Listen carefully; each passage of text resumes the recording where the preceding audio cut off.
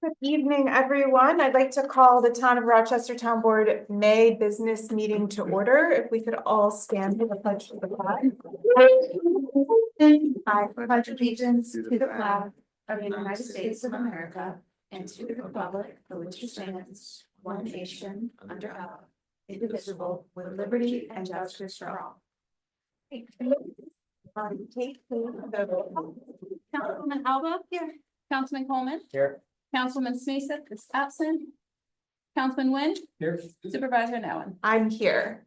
The first item on the agenda is the acceptance of the agenda. So I'll make a motion that the town board accepts the agenda as prepared by the town supervisor with a discussion item added for update on the Microsoft license migration. So, any discussion? All in favor? Aye. Opposed? Abstained? Motion carries. So the first item on the agenda is the presentation of the 2024 annual financial report. I submitted that to the board digitally. It is also for the public. If you go to the view public meeting materials link that is on the digital agenda on the town website, there's a link to a public drive, and under the date for today's meeting, the annual financial report is in that folder. So I have it pulled up here. I just wanted to review a few highlights from the report.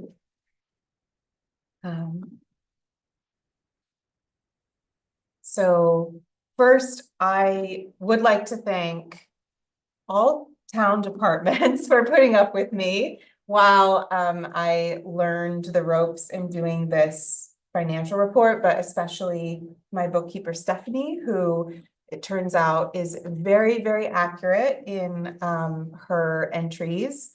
So she does a fantastic job with getting everything entered very accurately into QuickBooks. I just wanted to thank her for that. The report is submitted through an online platform that the New York State provides. And it is a report of all of our funds and the general report of the activity for the fiscal year of 2024. So in government accounting, we do a modified accrual accounting where everything, it's on an accrual basis, but everything is within, we're only looking at a snapshot within the calendar year. And typically within our budgeting, we don't consider assets or liabilities that are outside of the expenditures, but the annual financial report is reflective of that bigger picture. So we had originally, we're closing out, we closed out the year with about $1.5 million in fund balance. That's down from the previous year, about $250,000. But if you'll recall, we had budgeted to utilize $500,000 of fund balance in 2024, and we only utilized $250,000 of it. So it's that reduction was planned. And this year we are planning on utilizing $300,000 of fund balance. So that's just something to keep in mind. So this report kind of keeps us, we can sort of follow the years. It shows all of our revenue and expenditures for the year, which we see in the budget reports that I submit to the board every year. But we also have our liabilities and assets that are typically not seen in those reports. Also with Highway Fund, we also saw a reduction in fund balance for Highway Fund, though that is actually going to go up because when we paid our workers' compensation bill, I was not aware of how that was computed, and we actually just recently authorized a payment to the Highway Fund So their fund balance is about to go up $20,000 because they overpaid workers' comp and we underpaid, so we owed them money. So I encourage the board to take a look at that report. It's very simple, so it's really easy to read. And if you want me to run you through how to look at that, I'm happy to do that. But the biggest things are understanding fund balance and seeing how our revenues and expenditures are relating to each other over the years. And then this year's budget is also included in the report. Any questions about the annual financial report from the board? Okay. Moving on, the next item on the agenda is the April financial report. So I did submit the financials to the town clerk tonight, and then for the board, those are all digitally available, and I believe I put them in the public drive. If I didn't, I'll pop them in there. I like to put those reports in the public drive so the public can also see the expenditures since it's public monies. So for the month of April, our revenue was $77,991.94 in general fund. Highway fund was $5,778.21. In expenditures, we had in general fund $231,323.01. Highway fund expenditures were $172,796.66. There were 0 expenditures in capital fund and $396 in street lighting. Ambulance fund, we expended $54,917.50. So in ambulance fund, that's a quarterly, we have the same quarterly expenditures. Moving on to town reports. I didn't prepare a town supervisor's report. I haven't received much correspondence. There's some correspondence I have forwarded to the board, but I think we can go ahead and move on to the town clerk tax collector report. Sure.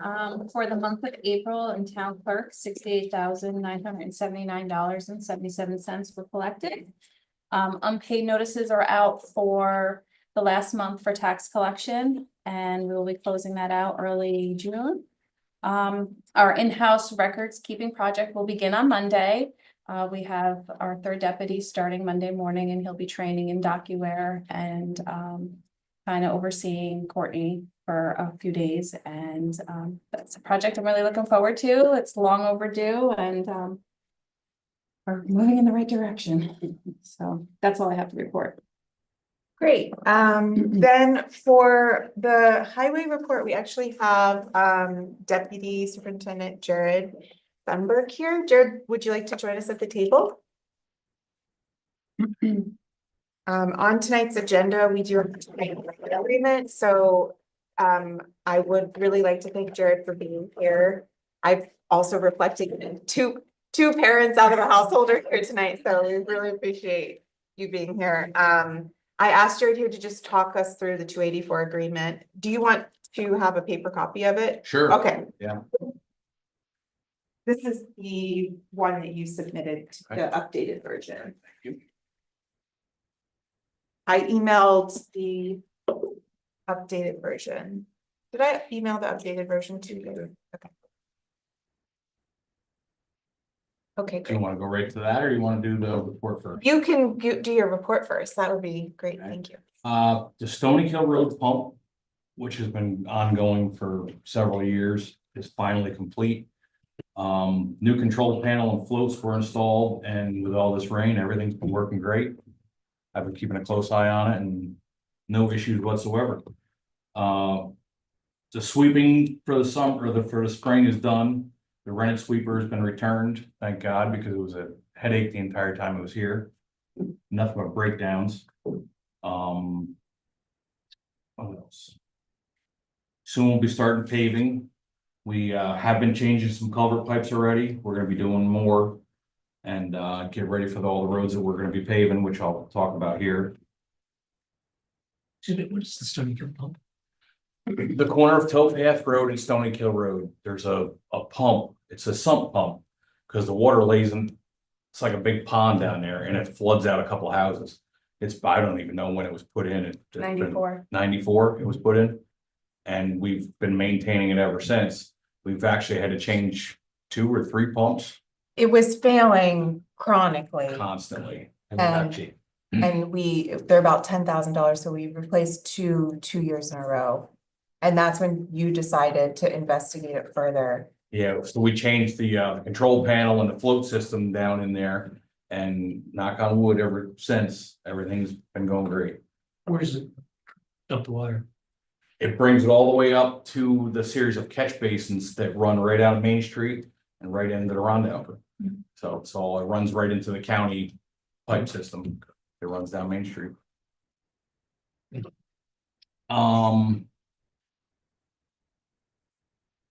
The Queens Highway box culvert, I reached out to the engineering firm. I have not heard back from them. I will try calling again tomorrow to get that, so we can get that all set for your next meeting. That we'll be trying to do when school lets out for summer. And so we can close the road, because it's gonna be closed a few weeks, I would imagine. And when school is in, there's a lot more traffic on Queens Highway, which is our busiest road by far. So we're gonna try to do it then the best we can. So And where on Queens Island is that? it's the 209 end, probably about a half a mile in off of 209. There's the spot that was flooding. Last winter, we had a couple problems. It flooded there a few times. The old pipe It's is between, is it south of Cromwell? south of Crum Road, correct? Yep, there's a dip there. There's we had problems with beavers getting in there, and the pipe just got worse and worse over the years.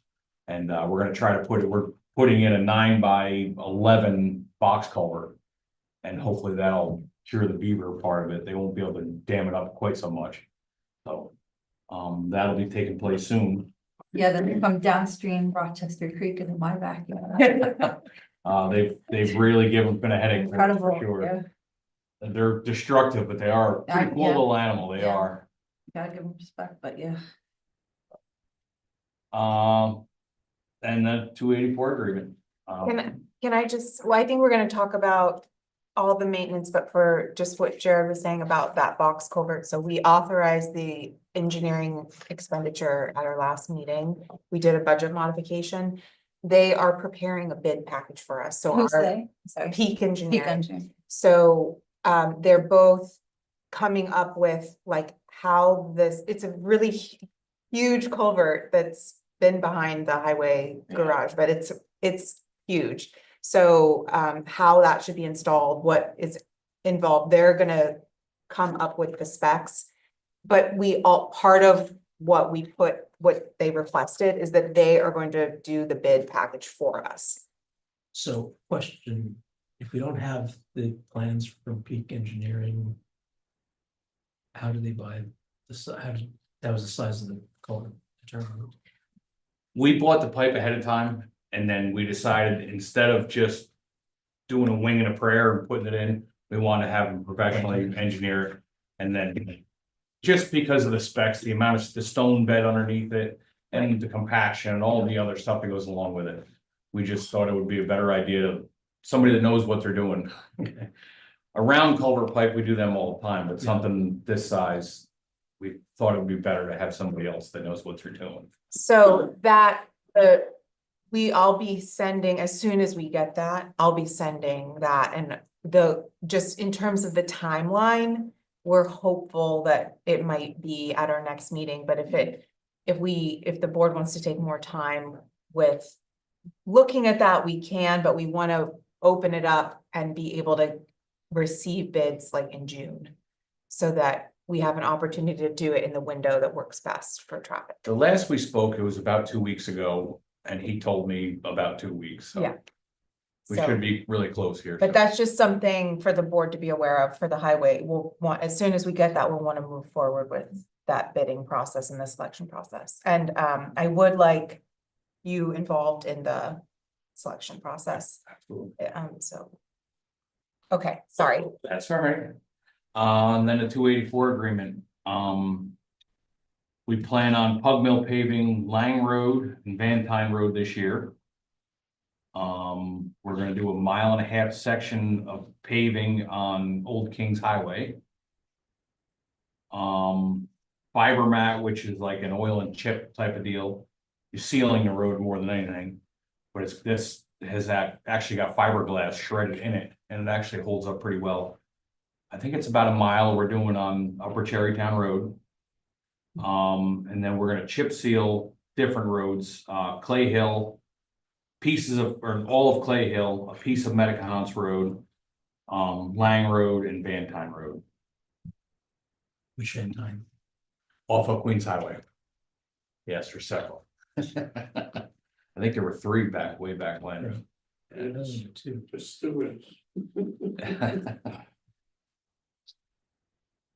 And then, blacktop, basically whatever's left over is what we're gonna try to do, the big ones are Doug Road and Bakertown Road. Doug Road, the Bakertown end is falling apart bad. And then pieces of Bakertown in either direction are starting to come apart pretty bad also. And then, whatever we have left over, we've come up with some small places. But we talked about doing a basketball court back here. Mhm. Jeff had talked about that. Mhm. A part of Whitfield, just little pieces with whatever, like I said, whatever we have left over for money wise. So. And then the stone and everything that goes along with the oil and chip and the Pug Mill and all that stuff. How much is it gonna cost me per square foot to blacktop?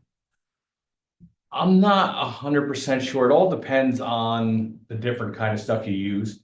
I know like regular blacktop is $70 a ton right now. It was on the estimates. I don't have them with me. Like I said, everything's different, and those are 4 different. There's the chip sealing, the fiber mat, one is called the Nova chip. They're all different stuff. Yeah, they're all different animal. So. I did have a constituent ask me about Whitfield. Is the part of Whitfield the part that's close to the town line? No, Okay, that's something completely different. okay, Just the bottom section of Whitfield Road is getting quite bad. There's a couple bad pipes we'd have to change. Very bad out of shape and bumpy, really. That's just a short little piece though. The part of the upper part of Whitfield, which is up near the town line, that is something we're gonna have to think about in the near future. The one bank, it's all on a hill, the road is kind of cut into the hill.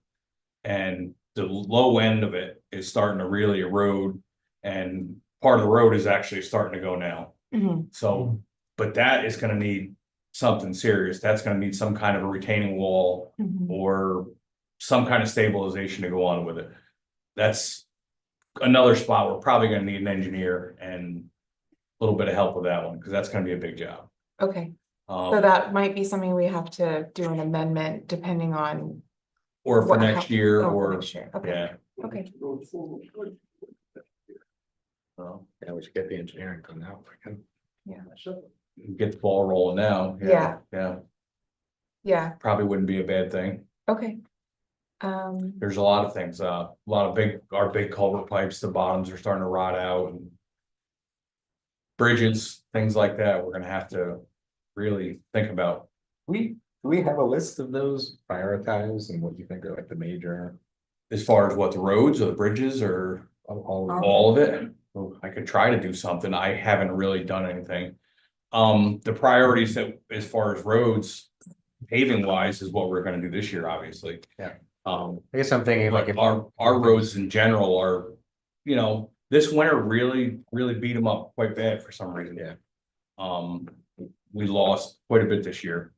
And we'll just patch it back together the best we can for the year, but there's, like I said, the Whitfield project, that's gonna be the whole road is. Gonna need something done with it up there. It's like a lot of smaller storms. Yeah, That's all I'm saying. we put a lot of salt and sand out for sure. Yeah, I'm wondering if there are other things that you think we would need engineers for, and we could get a list of those, so that if we're gonna go out and consult a firm, we could say, look at these 3 project areas. Yeah, I mean, I could definitely give some thought for sure. Only if there's like ones that are like in your head. Right, we right. definitely need to address this. Yeah, like I said, the Whitfield Road thing up there, that bank is starting to get worse and worse. And, that's gonna have to be addressed real soon. So for the board, since we're having the conversation now, the 284 agreement is part of the relationship between the town board and the highway superintendent. So we budget for the expenditures, and in broad sense, the highway superintendent is authorized to spend the funds in the budget. But for the road work specifically, we're required to have a 284 agreement that puts where we agree as a board with the highway department what roads are going to have work done on them. So the way part of our consideration has to be the budget. So actually, Jared, can you pass me that top sheet? Because that has my little tape on it. Okay, thank you. So I don't need that part, but I just wanted to, so basically, we budgeted $450,000 for permanent improvements. So the way we typically use our budget is we have CHIPS as a revenue. It's the state funding for the roads that we receive every year that the town, it's for permanent improvements. And so there's stipulations around that funds. I think it's 5 years, like you can only It do, was 10. it was 10. Yeah, So it's like they may have the, changed it. you but- can't do a road, you can't put in for a road if you've done it within 10 years. So that's one of the things, but it's a permanent, and you would have to tell me what the difference between the blacktopping and the paving is, but it's the more permanent road Right, work. yeah, And there's also culverts are covered. yes. And we do a lot of culverts. I mean, we could do 2 or 3 pipes a week for the rest of the year, and not catch up on. Yeah, The old metal pipes, they've just, the bottoms rot at them, and then you'll get little holes that go down through the road where the water's getting around the pipe and not just through it. And, it's all aging stuff, you know? yeah. So what we have here, and we can amend the 284. But what we have here is the line items that it was my understanding are the permanent improvement line items that will be expenditures for 2025 amount to $402,757.50. So that means there is a little bit of leeway there. But everything that's being done has to be in the 284 agreement. So if there's any changes, we need to do an amendment together. And that's already reflected in reflected in the highway budget. So we have $450 budgeted for permanent improvements of paving of roads. So we have that of 48,000. We budgeted $60,000 for paving. So that would be the blacktop, the 55,000. So there's a little bit there Right. too. Culverts are also covered. So we have purchased this year, but you can't get reimbursed from CHIPS for culverts until they're installed. So last year, the board expended $38,468 on the Queens Highway culvert. That is in this agreement because it's being installed this year. This line item has already been expended, but we will get reimbursed for it when the work is done. We will also be paying for the install. And we are still waiting to see if that is going to be CHIP reimbursable or if it's just the material. Then there's $10,000 we've expended out of the culvert line this year already, and that's in this agreement as well. So is the 450,000 that is budgeted a net expense, or is that our share of expense before the CHIPS reimbursement? That's not, it should net zero. There's more funding coming than that amount, but it'll be used in different ways. in the budget, so 450 was not added to the highway department levy. correct. Correct. Is the reimbursement for the culvert reflected on the revenue side already? Yes. So I just wanted to explain that, and also in terms of that, what we were just talking about with, you know, perhaps there's some room to Mhm. Do a little more, do a little more, yeah. So how much? always a good thing. So of the permanent improvements that are contemplated for this year, how much is not CHIPS reimbursable, or is it all? It's all planned. Now, we have been talking about next year. Because Jared, you have been doing it like an inventory of things. Yeah, And we're starting to work on the priority list for next year. And starting to work on the budget for next year, Which one? because, Some that's not reimbursable. yeah, and we actually never really know. We're guessing with CHIPS. Yeah, You we don't still know don't until even the know. budget passes in right, the at this spring. point. Yeah. The governor can. Yeah. And I'm assuming engineering services are not included in that permanent improvements piece. Mm-mm. That's a separate. Correct. But we had that budgeted. We had some engineering budgeted. So So are you asking for approval of the, we have it on the agenda, but I thought it might be good with a new board and with Jared, thank you so much for everything you've been doing, stepping in. I thought it would be, Jared was willing to come tonight. This is I think really important that we feel like this is something that we're understanding of and doing together. And, and now that the winter's over, hopefully, Thank- thank you thank you and your team for. Oh, the guys, they worked hard, we worked a lot overtime. yeah, you did, yeah. And they did a great job as It's always. like I walk out at 6 o'clock in the morning and everything's clear. Yes, it was a tough one. There was lots of 2 o'clock in the morning call-ins and stuff like that, you know. So they know every year that they have to be there, and they are for sure, you know, they come through every year. Great, thank you. Yeah, thank you so much. So we've got this on the agenda for later, but I didn't want to make Jared sit through half the meeting. So Thank you. thank you so much, Jared.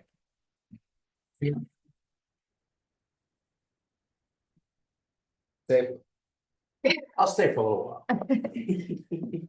All right, for department reports, so I'll just give some brief updates. I do have the code enforcement officer position is posted publicly. It's on the town website, it's on Indeed, and I'm finding associations. There's a few associations that can share the posting, so that's been a process. So I'm looking for those technical professional groups to help get the word out. Today was Jerry Davis's effective last day, though I'll be seeing him tomorrow. And we had a nice send off. I have the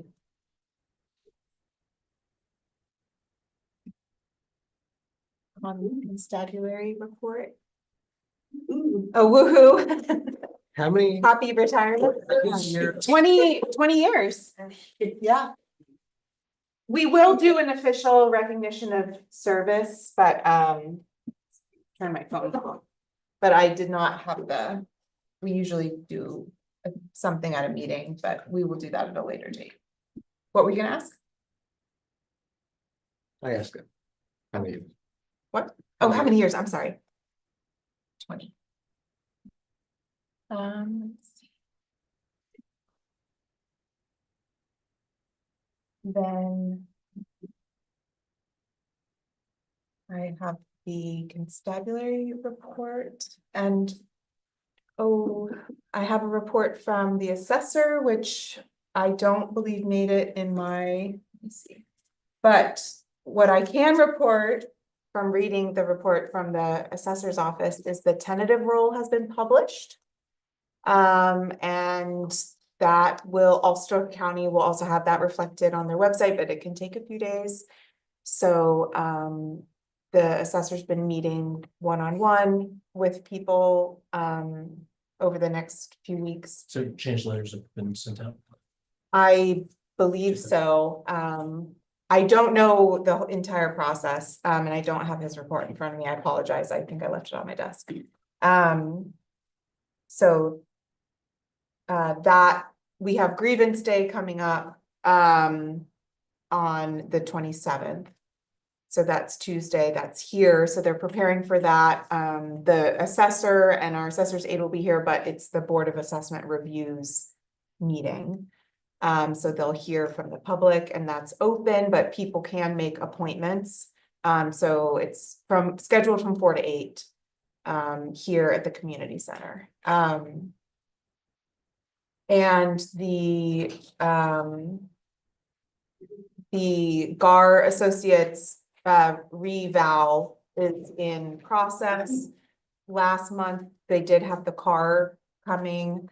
So people might have seen a vehicle with like a camera on it that was driving through town, getting imaging of every property. Oh, that wasn't the Google car? No, it wasn't. I was gonna chase it down and try and get them. I was definitely on it because I was like getting out of my car when it drove by. And I'm like, but I knew what it was, but it took me a sec. Because it drives really slow. So Jeremy is working with that firm to do, he basically has to review everything as it goes. So he's working with them and working on property assessments. It's a collaborative. Then we have the other report I received was from Rich Miller from the constabulary. They answered 21 direct calls for service. This included 15 neighbor to neighbor and quality of life complaints, 4 resident traffic complaints. That's Dunn Farm and Boyce Mill, Lower Whitfield and Upper Cherrytown, 2 environmental complaints. No new building department violations, 8 new court cases were opened, 9 court proceedings remained open and 0 closed. So the influx of seasonal residents has begun. As in previous month, the town park is seeing a large influx of vehicles after hours. Residents are continuing to report brighter lights on homes and other buildings, causing inconvenience and blinding oncoming traffic. A suspected electrical fire at a home had the constables and the Accord Fire responding and required cutting power to the house and repairing a sparking pole mounted transformer. It was an absentee homeowner, and it was no fire or damage was evident. Short-term rental properties continue to generate many complaints, especially on holidays, Fridays, and weekends, including trespasses, garbage dumping, driveway blockages, and noise. This month, noise complaints were at the forefront once again, we know about that. And neighbor-to-neighbor complaints have again increased this month. All have been diffused without further action necessary. Do we know on the short-term rental complaints, whether there are recidivist properties or whether are there certain properties that have multiple complaints that are recurring? So one of the communication channels I would like to work on is between the constabulary and the code enforcement office, because they're not necessarily the same. Like, it could be that they're hearing multiple complaints about the same property. I know the code enforcement office, because we have their complaint and violation log, we can see how those are tracked.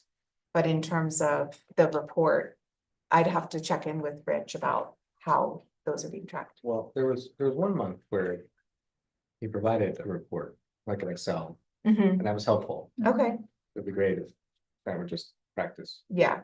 And then I think, yeah, looping the code enforcement.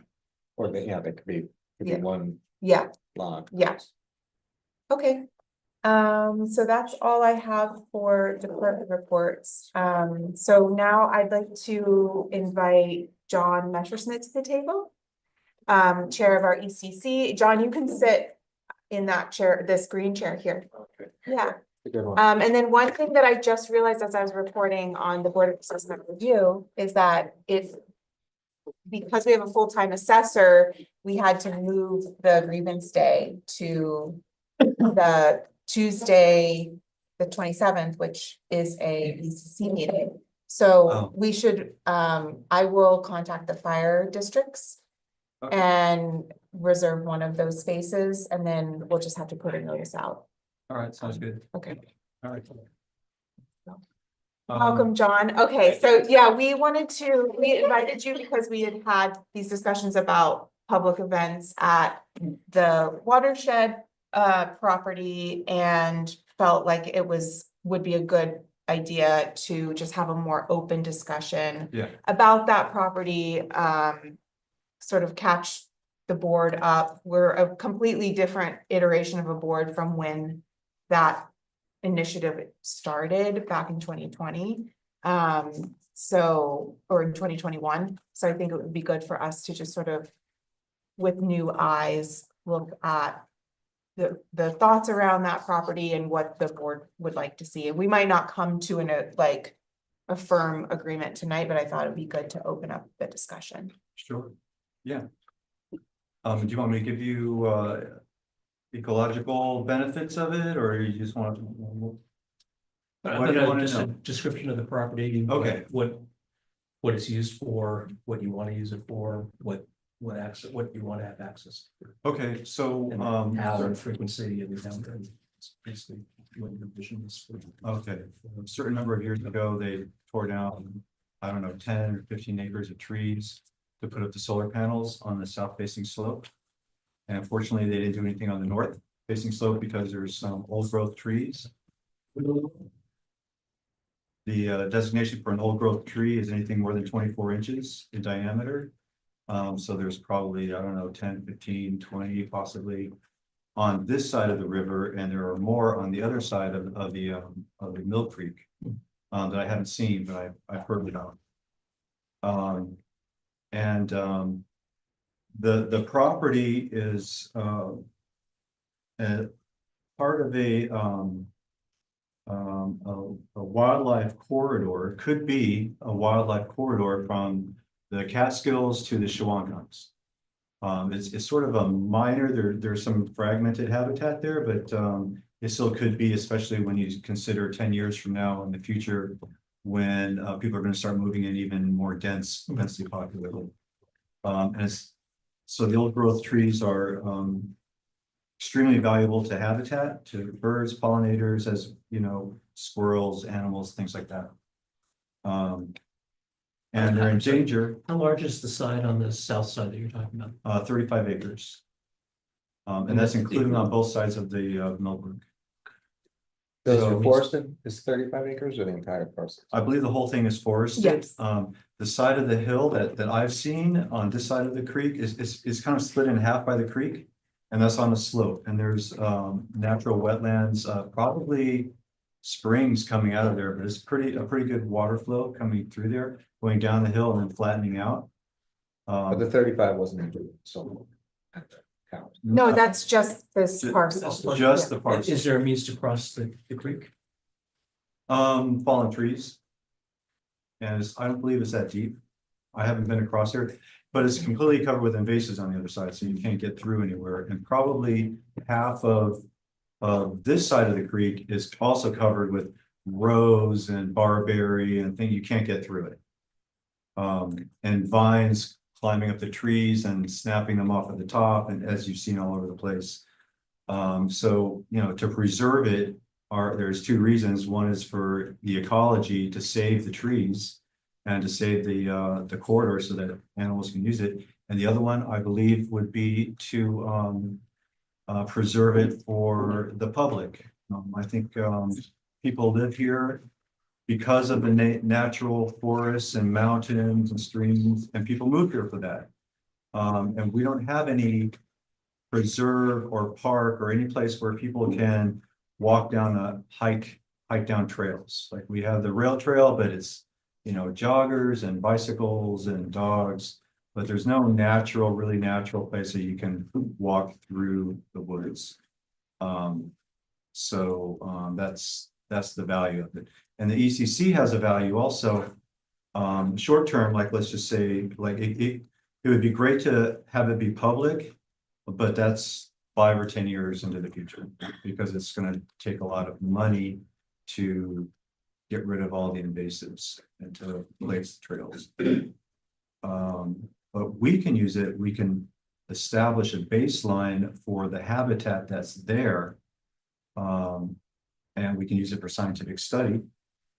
So that when we do theoretically turn it, restore it, we can see how much it improves the habitat. And there's an ongoing survey right now. There's a survey coming up within the next month or so. He's gonna tell us what's there. All we have right now is what some of us have seen. So for the public, the value would be that, well, for the ECC and the public, so we can educate the public by putting signs up. Well, there's an oak tree, this is a, you know, there are some native shrubs there. I saw some spice bush. Plenty of that, so we can put up signs, spice bush. And there are probably other things there too that are not so obvious. I know I saw the biggest poison sumac tree I've ever seen, like taller than this ceiling here. It was so big I didn't even know what it was, and I'm looking at it like, oh, wow, this is poison sumac. Nobody wants to touch it, of course, but it's amazing that it could be that big. So there's some really nice, there's some valuable features there. Oh yeah, but so we can educate the public. They would have hiking trails to go through there. People, you know, could get out into nature, and we could have events there. We could have like an Earth Day cleanup or an Earth Day nature walk. You know, we can go for foraging, mushrooms. Like, there are so many things that we could do there. That right now the ECC doesn't have that. We don't have anything we can do on Earth Day except pick up trash on the side of the road, you know, which is okay. But there's nothing, no activities that we can engage the public in, because we have no place to do it. So that's kind of the larger feature. And sort of what is the, what would you like, what would your wish list, what would your wish list be for us to approve or authorize, like over that 10-year period? Like, you have a phase, a series of phases that.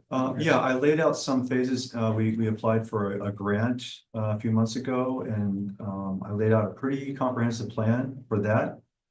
First, we need to clear out some of the invasives. My thought is, I mean, I do this for a living, so I can't be hired to do it, but I understand what it is, what needs to be done. We clear out the invasives, where the trails are going to go, 10 feet on each side of the trail. And that gets people through it, that gets us through it, it gives us access to, like, maybe a loop trail, a bog bridge or a boardwalk going through over the wetlands rather than trampling through them, stepping on turtles and things like that.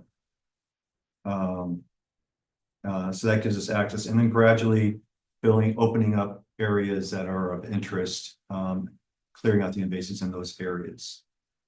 So that would be the next thing, and then it would just be maintaining the cleared out areas, and then signage, which would not be expensive at all.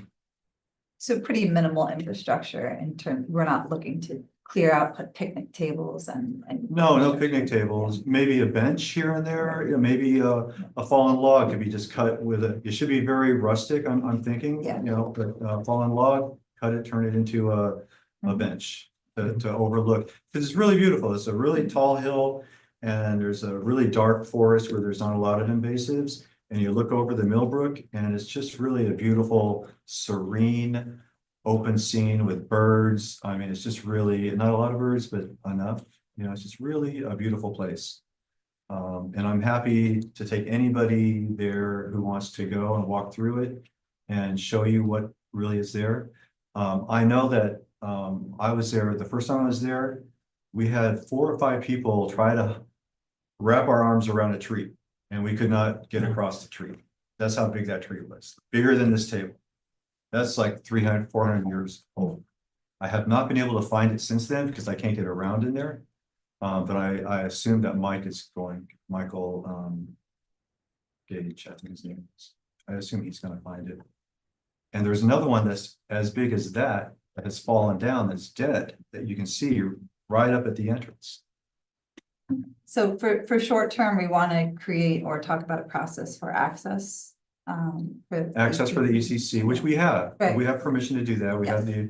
the, And to host maybe like small events like next. yeah, year's. like, we get a birder to walk us through and see the birds, Where do we do that now, except maybe Minnewaska or someplace like that, far away? This is in Cohasset. There's people who can't get to Mohawk or Minnewaska. So there was a question about, so we have a couple of existing sites like the boat launch. If groups are interested in accessing that, is there like a procedure we could piggyback off of or? That is a public access, Okay, so there's no procedure because it's just public. okay. So we don't have anything like synonymous. Rail trail? Yeah. So, Or- yeah, yeah. for anything that we Yeah. could, so we're creating this new then. Yeah, I think the really, I think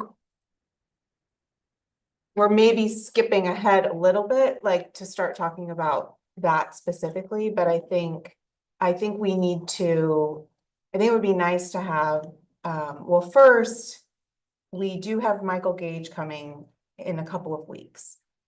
And it's not just a survey, he will be doing the landscape geology, topography, watershed conservation context, a vegetation inventory, plus he's going to have management recommendations as part of the report. It's like a 50-page report. I assume And invasives too. it'll be exotic species, trail placement, and just general management recommendations. And then also the tree coring and inventory. So I do think that that is something that would be really useful for, laying context, making future decisions, like all of the things that you're talking about too, John. And we did invest, in this, so this has been planned since last fall to do this. We committed to this last fall. So I do think that we should see what that, how that unfolds. And I think what I would like to see is, yes, a few years ago, when we were having the initial discussion about this property, there was a push to make it public, like right there on the spot. And at the time, members of the board were really hesitant to just do that because of, the implications of having a new public access point without any way of managing what would happen if we just had it open. So what we said there is that we weren't making it a park at that point, but we would authorize the ECC to, do studies and have that be a part of like what their initiatives. I do think that even for that, because it is town-owned land, but it's not a public space. I do think that one thing I would like to see is it would be good to have a way of knowing when those visits are happening. So just so that that's, documented somewhere, or that there's a notification just in case something happens. I think that can be really useful. And then I think like if we, in terms of like, again, I think knowing what's there and like the inventory and where the recommendations are for these activities to happen would inform a process for having public there. But then I think that's pretty straightforward, right? I think what we have in town is if there's I think it's useful to have like a form that just has the standard questions of like, what activities are gonna be there, how many people? You know, something pretty simple that just sort of lays out like the specific plans, so something structured. But not overly complicated or burdensome. So, but I guess I feel like seeing what we're going to get back in this report is gonna be really valuable. And, you know, I think it would be valuable in us, like, working together, because I think the board still hasn't had a conversation about what's our 10-year plan, what do we wanna see with this parcel? And making sure that we're aligned, like, we just haven't had that conversation. When is that report expected? Well, he's coming May 21st. I am looking back at his proposal. I'm not sure how long it takes him to put it together. So let me just see if he has that in this. He said email. something about weather was affecting his I'm ability sure. to finish. He was So- gonna come this weekend, but he had said it would be one of the weekends in May. So, Sounds like an amazing resource and, you know, the trees. Yeah, I mean, how many old growth trees are there in the Rondout Valley? But I mean, I have a couple of thoughts. I'm not sure whether I go and say that they're concerns, but if it truly is a wildlife pathway, how do you, I'm just asking a rhetorical question, that's an answer. How would you balance the public access and the impact of that public access with the natural aspects like wildlife and having it used by wildlife as a pathway? Yeah, The second thing would be sort of, what's the long-term plan for access and how do you make it? How do you clean up, how do you get rid of the invasives and all of that? And then in terms of long-term and having it turned into a park long-term, what are the financial impacts and what are the responsibilities of ongoing maintenance, as well as the cost of bringing it to a level where that could be done. I don't have an intention of turning it into a park, because when you say park, you think, No, I don't mean like a park. Yeah, like preserve, Yeah, yeah. I mean, it's a wild, an area that there's limited. yeah, where but there's public some can level of go and access. there's some recreation, yeah. I don't think that people are going to affect it negatively at all. They don't affect Mohawk Mountain or Minnewaska, you know, so I don't really think that's a problem. I forget what your second question was, but It's sort of how what's do we get rid of the invasives? yeah, there? You have to take them what's up the and- management plan? Yeah. And, you know, timeframe, budget, or what are the areas that you're gonna concentrate on first, and sort of just what the practical implementation plan is. Yeah, well, that's up to Michael to decide. I have my opinion. And I already said what it was, go for the trails first, so we have access. And being that you can't get anywhere else, you know, they're gonna say, oh, it wouldn't be open to the public at that time anyway. It wouldn't be open to the public until everything is kind of cleared out, and you know, there could be certainly not before a bridge is built over the wetland. Mhm. And there's a couple of steep ravines that go up and down that might have a small bridge on them also. What was I gonna say? Something about well, I'll think of it. there are other models that I think, you know, there's like, I do feel like we're really fortunate. I mean, I think we all live here for one reason or another, but in the town of Rochester, we have the Shwangunks and the Catskills. So when you say we don't have places to go, I mean, I do understand it's a 15 or 20-minute drive, but like I go to Renewal, like that's my quick hike that, you know, you can go, it's free. And you are, you know, there's not a lot of people use it. And there are other places that are within that distance.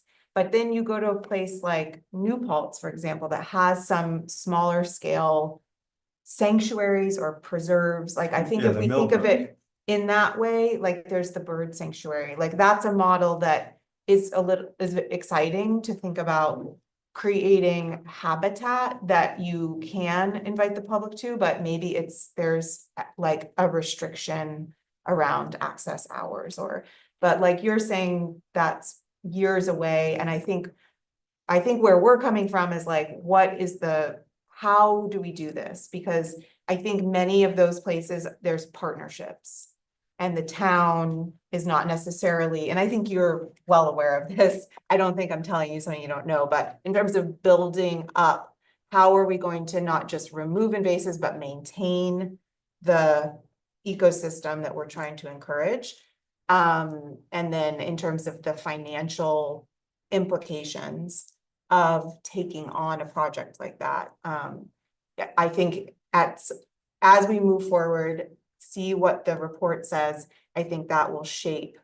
But I do think that something we should think about is working together on a 10-year plan for the parcel, which might involve, we might want to go ahead and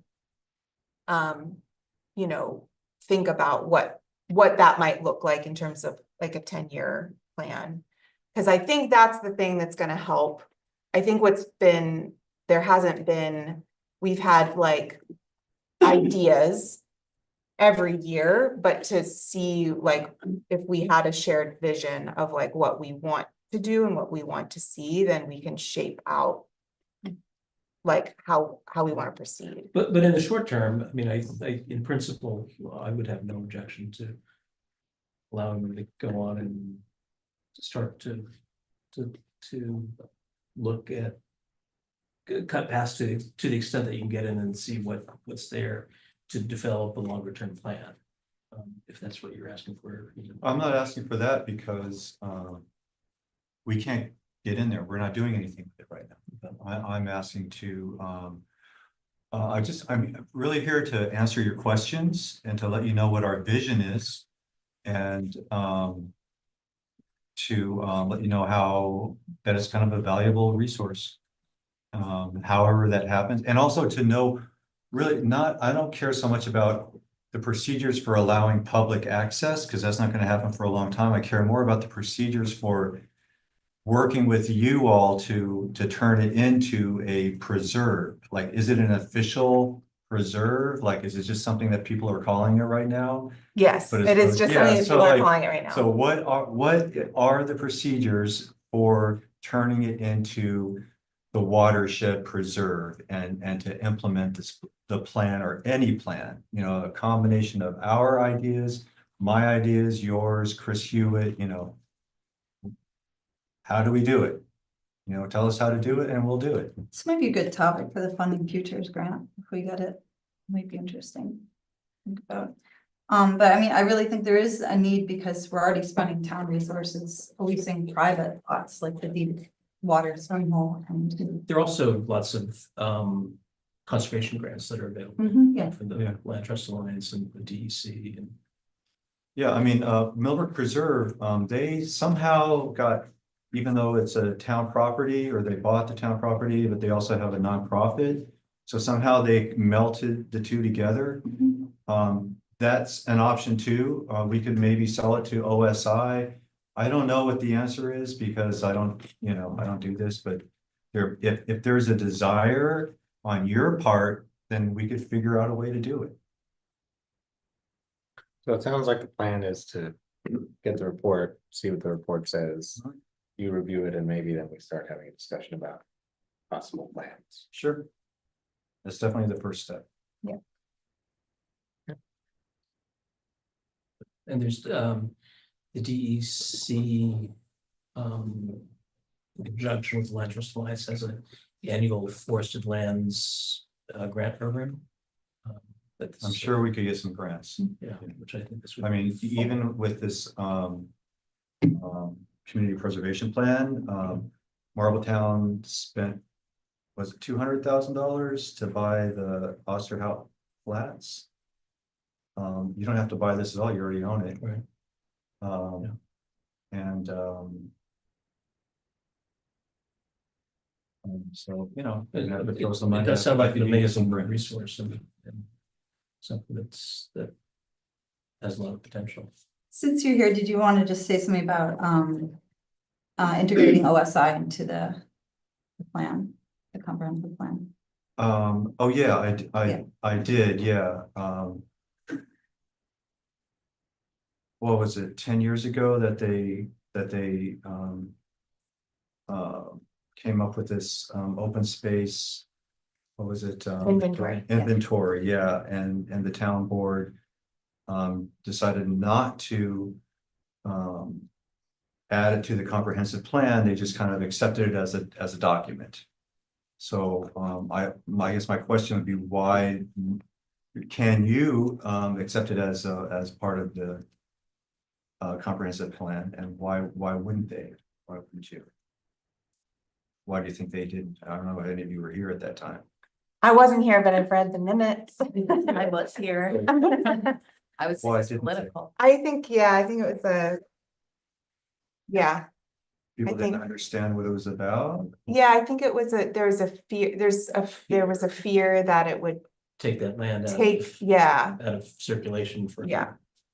And that was Not a good thing, well, for some people, I guess. yeah, for some people. That I think that was, we worked really hard to adopt most of the natural heritage plan as an appendices to the comprehensive plan. Oh. So that did happen in 2022, but that was all because of the critical environmental area language that it seemed like we were forcing some regulatory thing on those areas, which really what is only if there's a seeker review of a project, there's another, you guys might remember from the long form EAF, that there's a box about it being a critical environmental area.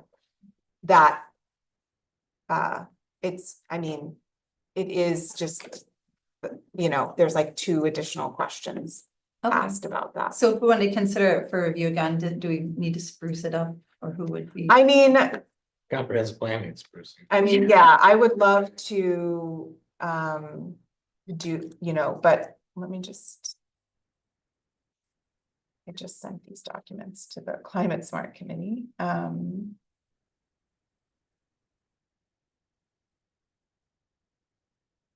And there is like I guess I can just say this, there is a technical thing that any documents like that are town documents actually are a part of your comprehensive plan, but that was one thing that that whole thing got me very caught up, because I was like, well, it is kind of already but so the open space inventory, I'm trying to remember how because it nests into the natural heritage plan.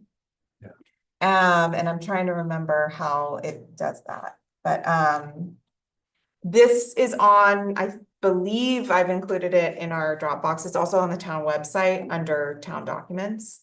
And it is it's basically a lot of mapping data. So that it's basically a bunch of maps that show the overlays of everything. So Is there a desire with this board to adopt it as? Or you want to drop it? can I hear from you, what is at stake for that action?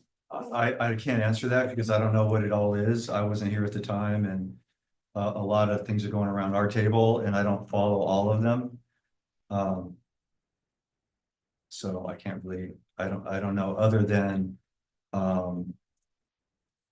they got a big grant to do it, and they produced it, and it's at the time, I know I was in the ECC at that time. It was like 10 years ago.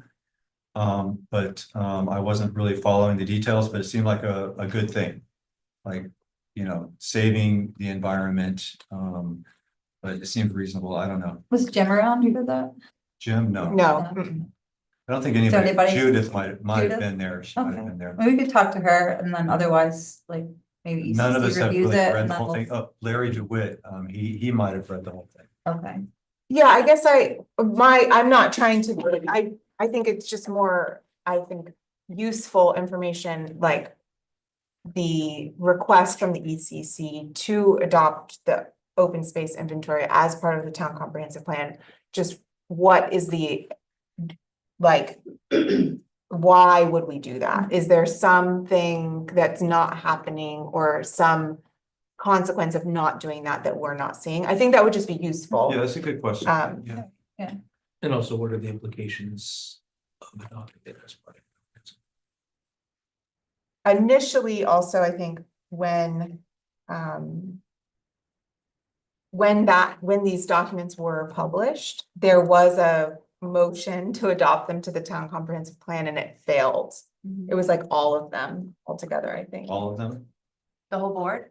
No, No, all, no, say no, the whole board. no, I mean, all, it was like the natural, Yeah. it was the All the natural open forest. space inventory, the natural heritage plan, Right. and there was another one. Yeah, I think it would require probably like a subcommittee to go over the whole thing. Word for word and really understand what it is. And answer your questions. What are the pros and cons of, why do we want it? Yeah, We just assume that it's gonna protect valuable streams and I creeks. mean, and- it does indirectly because it informs the decisions that are documented in comprehensive plans in terms of where those areas are. And what attributes are worthy of Yeah, action and prioritizing them. So it does have an indirect benefit to the comprehensive, it informs the comprehensive plan in terms of those priorities and how the plan is, how the comprehensive plan is set up. So even though it might not be formally incorporated into the comprehensive plan, it's certainly played a huge part in informing how that plan is written. And, the inventory itself is not going to change materially. Can we still cite it for like secret reviews and things like I that? don't know. well, so yeah, I think that's one end of it. I think the other end of it is everything we do for like zoning legislation and zoning actions has to be rooted in the comprehensive plan. So putting something as an addendum that is more detailed, that references those key goals, makes it more specific. So then when you're writing the legislation, when you're talking about wetlands protection, we're saying these wetlands, or like, when we're talking about agricultural protection, this specifically mapped. So it's a way of tying those things together. I will say, and again, I think it's worth reviewing, also knowing that like one of my goals for next year is to do a redo or refresh, however we want to do it with the comp plan. We are supposed to do them more than every 20 years, and we're coming up on 20 years next year. The natural heritage plan, all of the data is from the open space inventory. So I just looked it up to confirm. and that was approved, the Yes. natural heritage. Plan. Yeah. Mostly, there was a section in the middle that was cut out in order to get it to pass. So that's, but I think it's worth looking, how did these things work together? Is there stuff in the open space inventory that we would like included? And then ultimately, a lot of this is gonna be what we're using as a baseline. So, I mean, even though it's 10 years old and hasn't formally been incorporated, it certainly is a baseline document for gauging where development and encroachment is or shouldn't be. Like, we used the water study to create the R5 district, but that water study, predates the comp plan. But that data in that plan is what created the R5 zoning district, the low well yield. So it's definitely a foundational document to the comprehensive plan. And report, because certainly given full credence and importance in those final reports.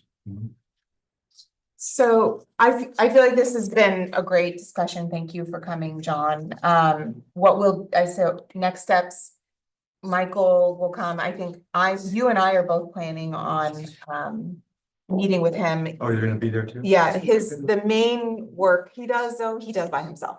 Yeah, yeah, He's like, you can meet me. but I could speed his time up really. Yeah, a lot yeah. by just showing. But here. he offered to Yeah. meet with me and you, and any other ECC members. We Yeah. can't have a quorum there, but, just to like say hello and like introduce some of the work either before or after. Then he'll issue his report, and then I think we should plan to maybe meet again. After we receive that and have a chance to read it and digest it and Sure. continue the conversation with the ask that you have for us. Okay, Okay, sounds good. great. All right, Thanks. John. all right. Have a good night, everybody. Good night. All right, we are 30 minutes past my my time goals. So let's move on to, yeah, speed. Oh, you want to skip the liaison report? So we can go through the board and commission liaison reports. Alexis? I mean, since he was here, I think we got the ECC update. The only other thing to note is creation of new pollinator pathway sites. Oh, nice. Well, it's in the planning. We decided that we're gonna pick one. They. So that's happening. Then for Climate Smart, I'm not gonna spend a lot of time because we're gonna talk about the grant separately. So, and then we'll also talk about seating a new member and ag committees, short and sweet, because they haven't met again since they're meeting next week. So, okay. Great, thank you. Let's see, Charlotte's not here, so Michael, That was great. everything's great? Okay, The planning board continues to be busy. I think they had 8 items on the regular meeting agenda, mostly subdivisions this time. I think they also had 8 items in the workshop meeting. I know they finally did the balloon test after getting Yes. canceled like 80 times. I stopped by, saw balloons going up, showed them to Sally. And then I drove around and I know they had people going around taking pictures. I haven't seen any of that feedback from that, but I know I observed it from a couple areas of town. ZBA, it's still just there's an open public hearing for an application that I think they're still waiting for status on for that. No updates on the ambulance improvement district, but that kind of this is goes. the slow time. This is the slow time. And then in terms of the exchange, I haven't heard anything good, bad, or indifferent about the exchange. I did. That doesn't mean, there's nothing good, bad, or indifferent, but I did reach out to the volunteer coordinator. I know they're down another volunteer. We had talked about reviewing at our workshop policies for that. So we have that ready to work on. And I'm not sure the volunteer coordinator may be interested in seeing if we could find somebody else to do that role. So I was almost curious. He was just here, if that's something we should talk the ECC about, coordinate with them, see if anybody else would be interested, because I know I said as much, the town board is supportive of that program. Keeping stuff out of landfills is a good priority, and want to look at that as a longer term program that we can expand. So I'd be curious if there are other committees that have ideas, or people that would be interested in being involved in that coordination and trying to help keep people involved in that process. So more discussion we have. HPC, their focus for their next meeting is to work on the referral that you sent regarding the community preservation plan and the fund. They are planning for their Whitfield Hamlet Talk to take place in June. It'll be the last Saturday or Sunday in June. They were still working on a location for that, so I'm assuming by the meeting on the 19th, they'll have that figured out. And they're still working on their preservation awards for Heritage Good. Other than that, everything seems to be going pretty smooth with them. I did give them permission to do the historic window Oh. repair workshop. With the, for the Palanton School? Yes. Okay. It will be a workshop, but I think it'll be small, and I think they're looking at the end of June. For that. But I Is know that you, open to Yeah. everybody? I believe so. Oh, yes, right up my alley, yeah. but you had, in your last report, had been like, they were waiting to hear back from Okay. you. I did coordinate with. Gotcha. Wilson. Okay. And we still don't have any assignments for you yet, Solly, but. Yeah. And I did send out, this is not on the agenda anywhere, but I sent out the referrals for the community preservation plan, so all of your committees will have gotten one. And I made a little timeline for the adoption process. So this is a tight timeline, but this just, I'm fitting this into boards and commissions because we did a town-wide boards and commissions referral of that. But I was way later than what you guys asked me to do. So I'm giving them until June 10th to submit feedback. Then at our next business meeting, June 12th, we'll look at the feedback and discuss. Our goal is to have if we are gonna make any changes to the plan document, to make them in that 2-week period. And then schedule a public hearing to adopt the plan document. And we should also be working on the transfer tax amount, so that we can schedule those public hearings. So we have to have those local laws passed and sent to the Board of Elections by August 4th. So I kind of try to put it all out here because to me, that feels really far away. But when we're talking about public hearings and adoption of laws and doing revisions, it really does not give us that much time. So I built in if there was any after a public hearing to do any revisions, we'd have to schedule a special meeting in July to do that.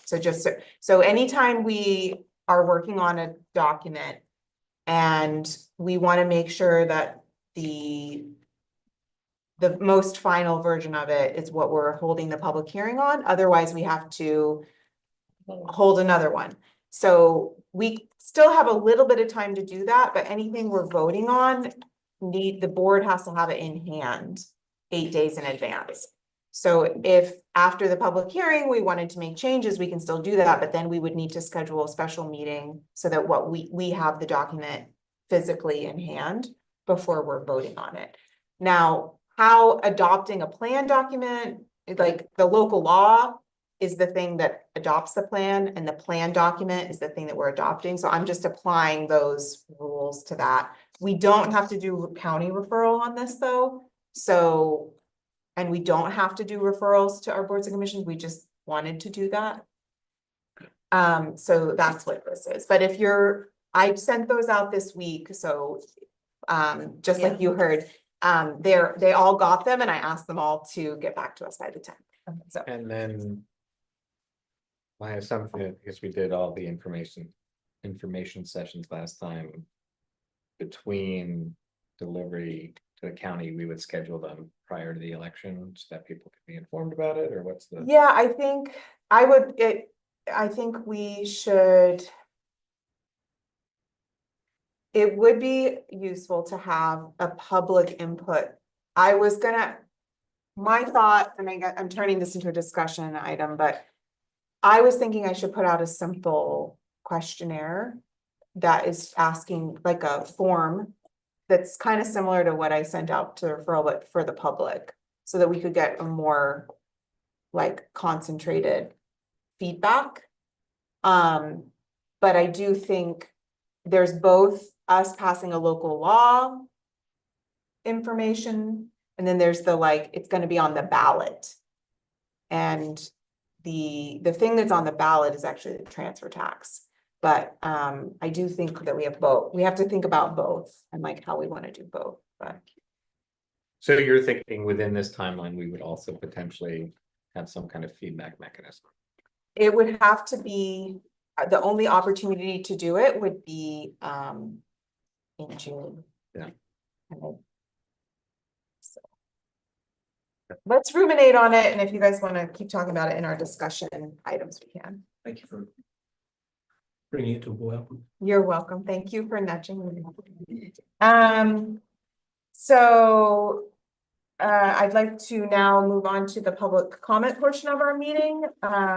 So this is the time where we reserve for the public to address the board directly.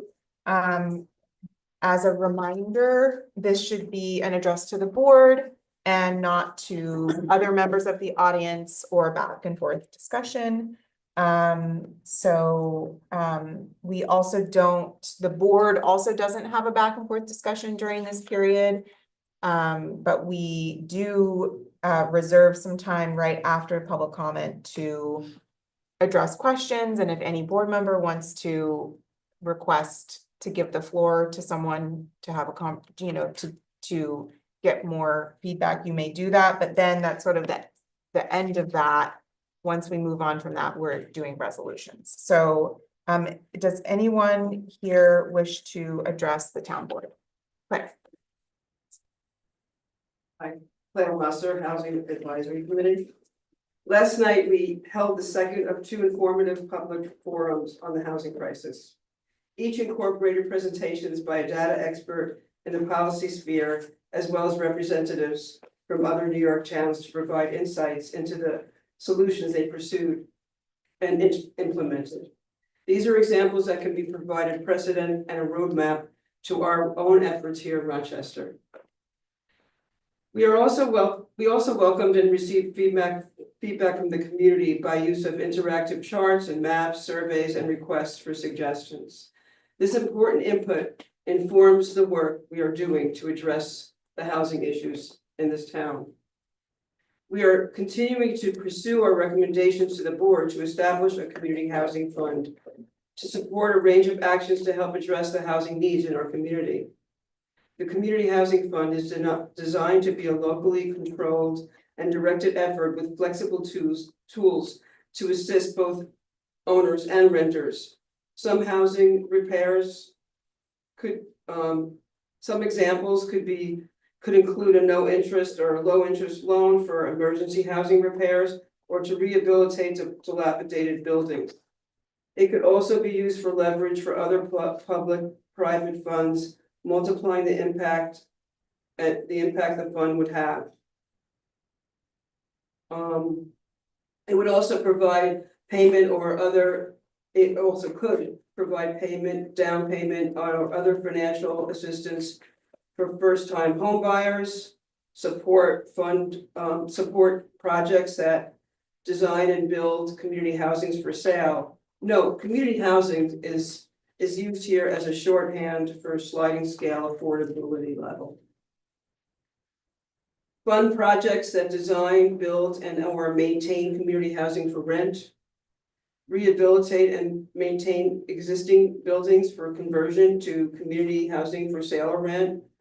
Provide loans to construct accessory dwelling units, ADUs, that are occupied or rented for community housing. Create housing, and most importantly, create housing for employees of local businesses. We wish to emphasize this community housing initiative would not be funded by increasing property taxes.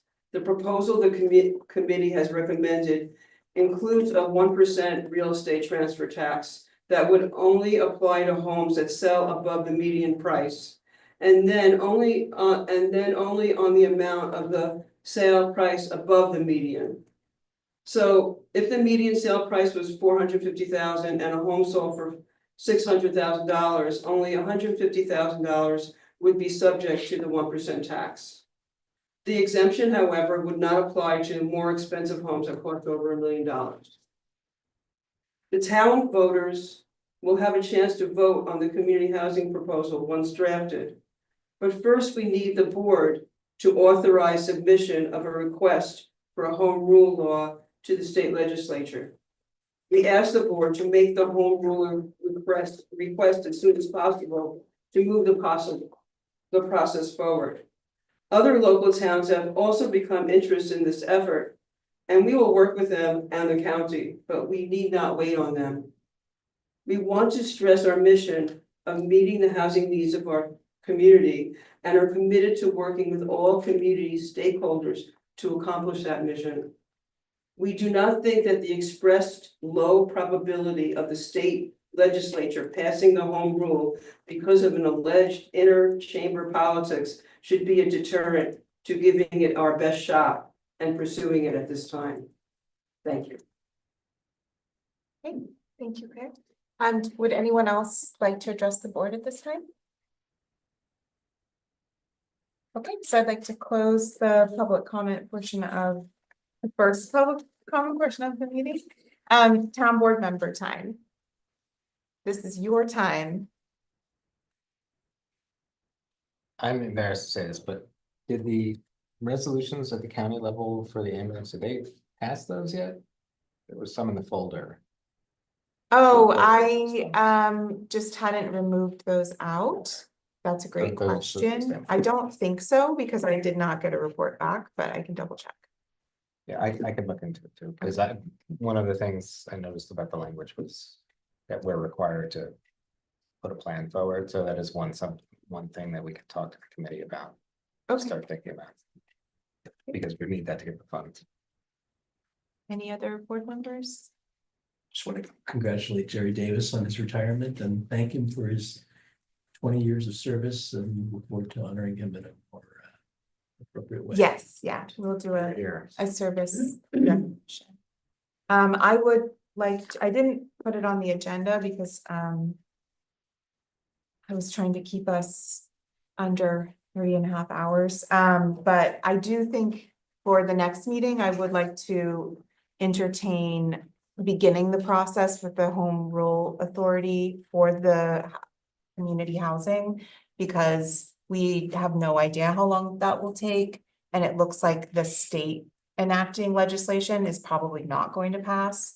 So I think if we move forward with it, it just gives us, I think we're interested in doing it, and this would allow us to keep that ball rolling. So I'm planning on putting that on our workshop agenda to discuss further and go through the process and potentially, I'm going to try to reach out to our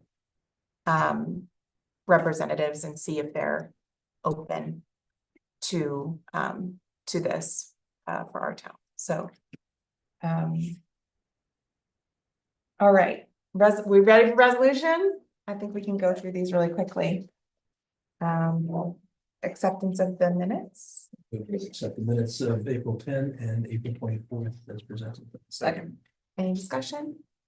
All in favor? Aye. Opposed? Abstained? Motion carries. We have no donations, but I wanted to wanted me to share from the rec department that they did receive a donation of several empty Easter baskets from Edna Plumstead for the Easter egg hunt this year.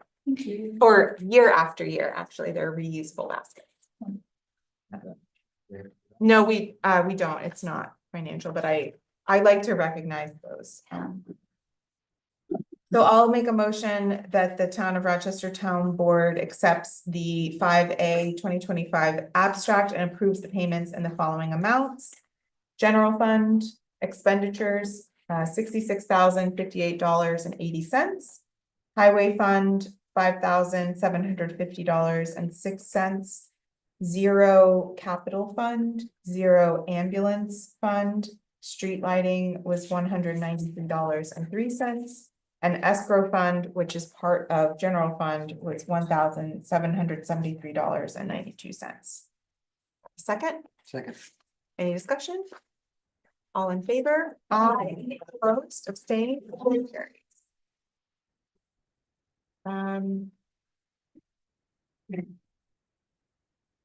Our next resolution is the acceptance of the 284 agreement. I just have one addition from the town attorney. So if you guys would like, we can wait for Alexis to get back, but I can make the motion with that addition. Okay. So. I second. Here, so it's as presented with an addition after in the fourth whereas, after the comma, it'll say, and payment will be paid upon presentation of vouchers for the items in the agreement Paid upon presentation. of the vouchers.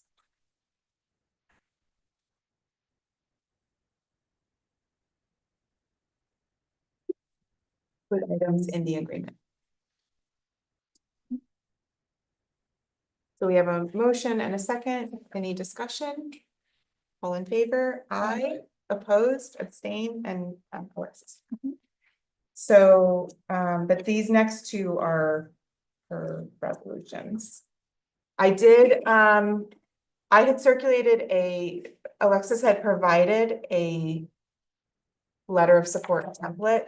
I gave you guys tonight, I wrote one that was not just like template language.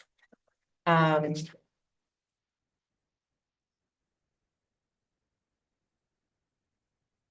we're up to the funding futures grant application, Alexis. So we were just hanging out. Sorry. And I didn't want to do those without you. So I also I went ahead and made a letter of support that was for us, not just the template language.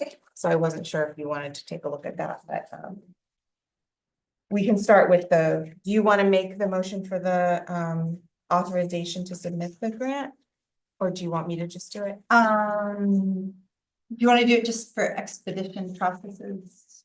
Sure, so I'll make a motion as presented to authorize the Climate Smart communities, the town's Climate Smart Task Force coordinator to submit the grant application on behalf of the town of Rochester. Second. Any discussion? What is, can somebody explain? Yeah.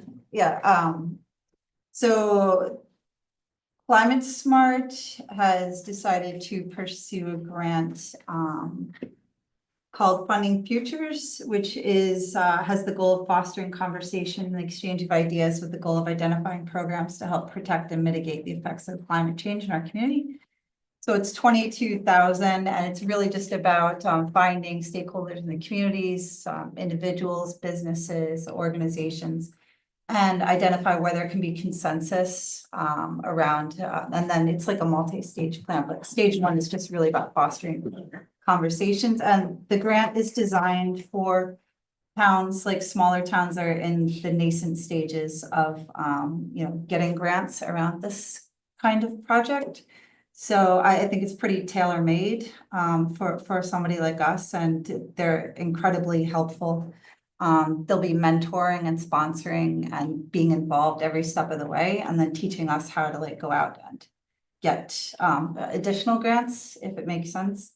So I think it's just it's a little bit of an aggressive push, but Climate Smart's decided to kind of join together and get it done. So we have all the foundation or all the applicant materials.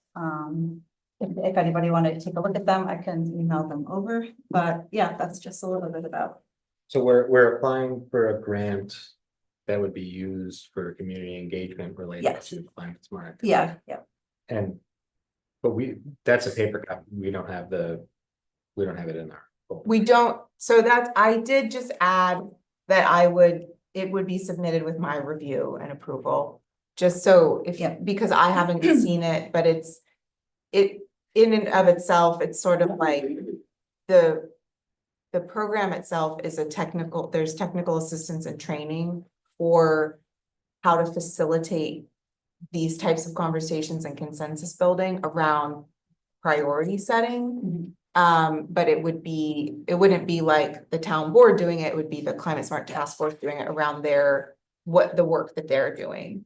So a lot of the budget is just about putting on events where you're gathering people and then facilitating these conversations. Yeah, I think it's great. I think we've all talked about wanting to go for more grant funding and finding some of these things that are available. I think it would be good for us to develop a policy too for how we want to apply for grants as a board and how we think future boards should apply. I would also want to see, but not require like board approval. I'd like to see the grant too. So when it's circulated, like it'd be great if the board could see the final version. And then as long as you're reviewing by approval, I think it's fine. Okay.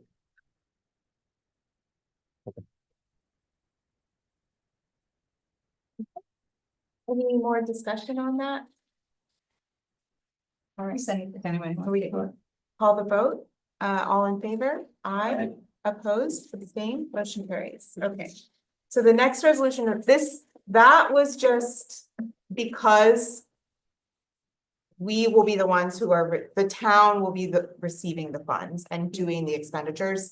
That resolution is more for us. The next resolution is for the grant itself.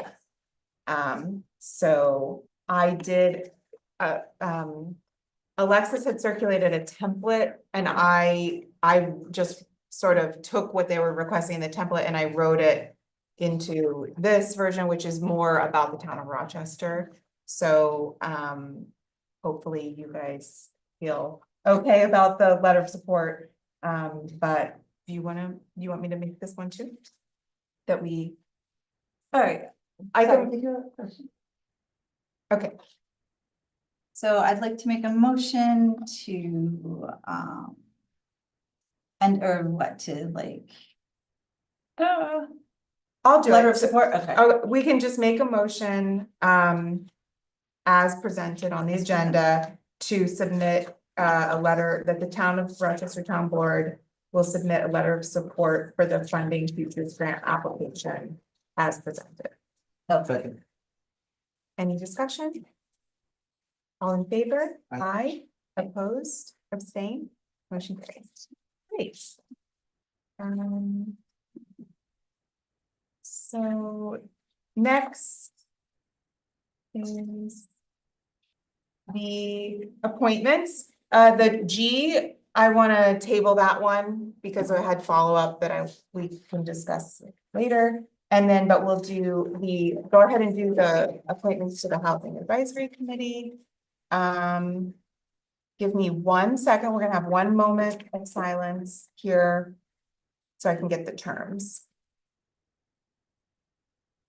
I was not prepared for that.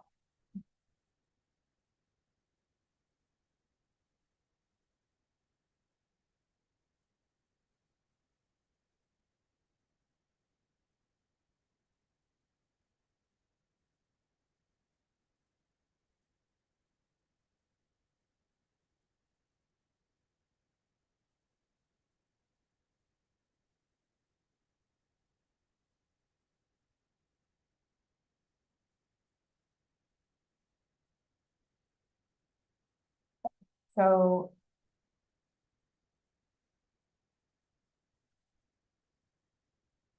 I'd like to make a motion that the Town of Rochester Town Board appoints Ora Ferdman to the Housing Advisory Committee in a term that expires December 31st, 2026. And that the Town of Rochester Town Board appoints Penny Damascus to the Housing Advisory Committee in a term that expires December 31st, 2026. Second. Any discussion? All in favor? Aye. Opposed, abstain, motion carries. And then the next one. I actually, hold on just a second, I need to make sure I did the term right on this Oh, one. for Judith. Yeah, I just did a placeholder and.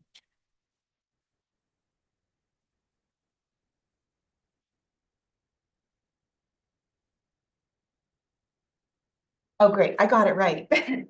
So I'll make a motion that the Town of Rochester Town Board appoints Henry Rich to a term that expires December 31st, 2026 to the Climate Smart Task Force. Any discussion? All in favor? Aye. Opposed, abstain, motion carries. Okay, that is our last published resolution, although we are probably gonna have two resolutions in the discussion. So we also have reserved a second public comment portion of our business meetings. Usually they're a little more spaced apart, but is there anyone who's here that would like to address the board at this point? No? Okay, so we'll go ahead and move on to discussion items. You're back on track, exactly. Yeah, I'm trying, I'm trying.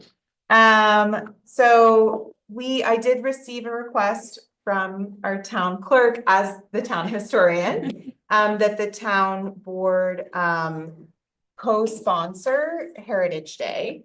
Do you wanna talk about Sure, that? so when in 2021, when we started moving it to more of like a street festival style, Heritage Day, there's a lot of insurance, that comes into play with that. So, for that day in particular, both Friends of Historic Rochester, the Accord Fire Company and the town previously all have, we use the insurance for the day from all departments. Generally, the town insurance covers the road. We have to have it insured for our closure of the road, and we don't have that kind of insurance coverage through the museum. So in the past, the town has been willing to allow us to use the town insurance for the road. And I do find it fitting, you know, it is a town event and we try to get as much of, you know, the organizations and commissions of the town involved, and even a lot of departments kind of take over different roles for the day. Our highway department is It's like our involved. biggest event. Yes, right? our constabulary is involved, our rec department is involved through the whole process, so that is what the request is for me, that the town board continues to approve the allowance of the insurance for the day. So I hadn't provided this on the agenda, but I drafted a resolution. I do like to read the resolutions if they aren't printed in the agenda. So I'll go ahead and make a motion that the town of Rochester recognizes the importance of preserving and celebrating its local history and cultural heritage. And the annual Heritage Day event held in partnership with the Friends of Historic Rochester offers an opportunity for residents and visitors to gather, honor the town's legacy and strengthen community bonds. And whereas the town of Rochester desires to co-sponsor the 2025 Heritage Day event, which is scheduled to be held on Saturday, October 4th in the 2025 in the hamlet of Accord. And whereas the event will take place on Main Street and its success requires temporary closure of Main Street to vehicular traffic during the event for safety and access. And whereas the town of Rochester agrees to allow the use of our insurance coverage to support this event in cooperation with the Friends of Historic Rochester. And whereas the town will also provide fireworks as part of the Heritage Day celebration. Now therefore be it resolved that the town board of the town of Rochester hereby authorizes co-sponsorship of the 2025 Heritage Day event with the Friends of Historic Rochester and approves the use of the municipal insurance coverage for the event. And be it further resolved that the town board approves the temporary closure of Main Street in the hamlet of Accord and the use of town property on October 4th, 2025 during these event hours, subject to coordination with the appropriate authorities and emergency services. Be it further resolved that the town of Rochester shall provide fireworks for the celebration in accordance with all applicable safety and permitting requirements. Second. Any discussion? It's a great day. It is a great day. Thank you. Thank you, Kate, for everything you do. Just remember fireworks are gonna cost 2.5 times as much. Oh, are they? Well, probably. I think so. Well, I guess we'll find out. I guess we'll find out. Well, do you want me to take that out? I don't think we should, because it's, okay, all in favor? Aye. Opposed, abstained, motion carries. Like My birthday. 5 minutes. Oh, it's your birthday. Oh, sorry. It's my birthday. Oh, Yeah. Well, on the I expect fourth. a cake. Michael Heritage. Well, you know, Not last year we today. were talking about pine elected officials. That's, I don't know if you remember I'll be that. there for that. I'll be there for that. Yes, I mean, it's also Jeff's birthday. yes, okay. Are we gonna party for you? I think, yeah, whatever you guys wanna do. for me is fine. I'd still rather get dumped. Fireworks is Green really pie. nice. So the next item is, I would really like to get some input from the board. So we have a town attorney, Mary Lou Christiana has been working for the town for, 91, 92. yeah, a long time. Mhm. Since I've been on the board and since I've been the town supervisor, we haven't really had a discussion with her about how we wanna utilize her services. Last year, we had a discussion during budget without her, where we thought of ways to be a little bit more conscientious about her time so that we weren't continuing to go over budget. But I would like a sense from the board of, like, for me, having a checklist of always send these items to Mary Lou, always have to get her approval before we approve something. And the sort of priority list. So I drafted kind of what I was thinking. And I wanted to get your input. Also, one of the things, just planning wise, I know we like to move through things faster. We'd all like to see our priorities move forward. But it made me think when I was thinking through this, there are certain items that we should give just more time to. And knowing, for me to be able to send a really direct list of things to our attorney and say, hey, I need these things reviewed by this date. And if we have that, we'll have a follow-up discussion with her after we've discussed. But I think that would be really helpful for me process-wise so that I can do better planning for getting attorney input. So what I came up with is legislative, drafting and amending local laws or ordinances. I think she should always review those. And development or changes in enforcement policies, including zoning code and enforcement procedures, adoption of fees, penalties, and permitting structures. And then any resolutions with legal implications, or that are a formal town policy, which these things pretty much, I think reading through it, I would say I also like for her to review any of the resolutions around adoption of these things. And because there are some real legal, I found out this year, I wasn't aware of it, but that 8-day rule, that has to be in physical unless we've adopted a PDF sharing policy. And if we don't have a PDF sharing policy, it's it can't just be posted on a website. You have to receive it in a very specific way. Otherwise, it's 10 days. There's things like that where it's just a lot. And so having the attorney make sure that hey, she and I also talked about developing some checklists around this stuff, but then also procurement. We had a conversation about it would probably be best if we always make sure we have a week in between receiving bid responses and making the decision. And so that's something that, I hadn't built into our process before. But would probably be a good idea. I just sort of made a punch list. I kind of wanted to hear from you guys though, if you had any thoughts about even outside of this or thoughts that you've had about, and if we could just keep it to general operational thoughts about how we want to utilize our attorney services and the budget that we have. I think the overriding issue with outside counsel is to minimize risk. Yes, And yep, I think that anything that, and with everything, there's a cost benefit analysis. But I think that I think the items on your checklist are great, and I think they're very important. But I think that the overriding principle should be that we should always keep in mind that the purpose that we have outside counsel is to reduce risk. Yeah. And we also have to remember that there's a distinction between totally reducing risk, in which case you do nothing, Right, and trying to push the envelope a little bit and do what we want to do, or implement policies that we feel are beneficial to the town. That might be a little bit cutting edge and finding ways Mhm. legal to do that legally. Yeah. And I just want to make sure that we're not foregoing the second part in our pursuit of the first part. yeah,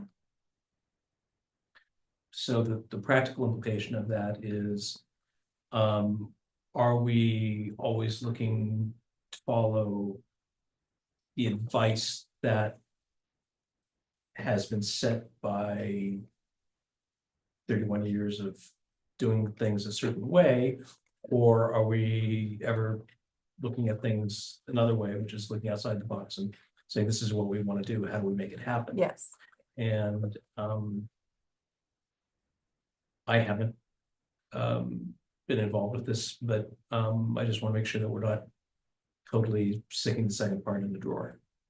Yeah, I think, I mean, Mary Lou will be the first to say she's advising us, and we can decide to go out and do whatever we want. So, yeah, I think she agrees with that. You know, if there's something that we feel strongly about, she'll provide her opinion, but if we want to go a different direction, unless it's something where we're obviously gonna get into trouble, I think she's open to that. It'd be good to qualify or characterize that when we're getting that feedback. Like, is this just a recommendation? Yes. Is this Yeah. historic- yeah, I think is it's this- part, that's the, yeah, Yeah. okay, sorry. is this- Yeah, no, that's Is this historical precedent, or is this right.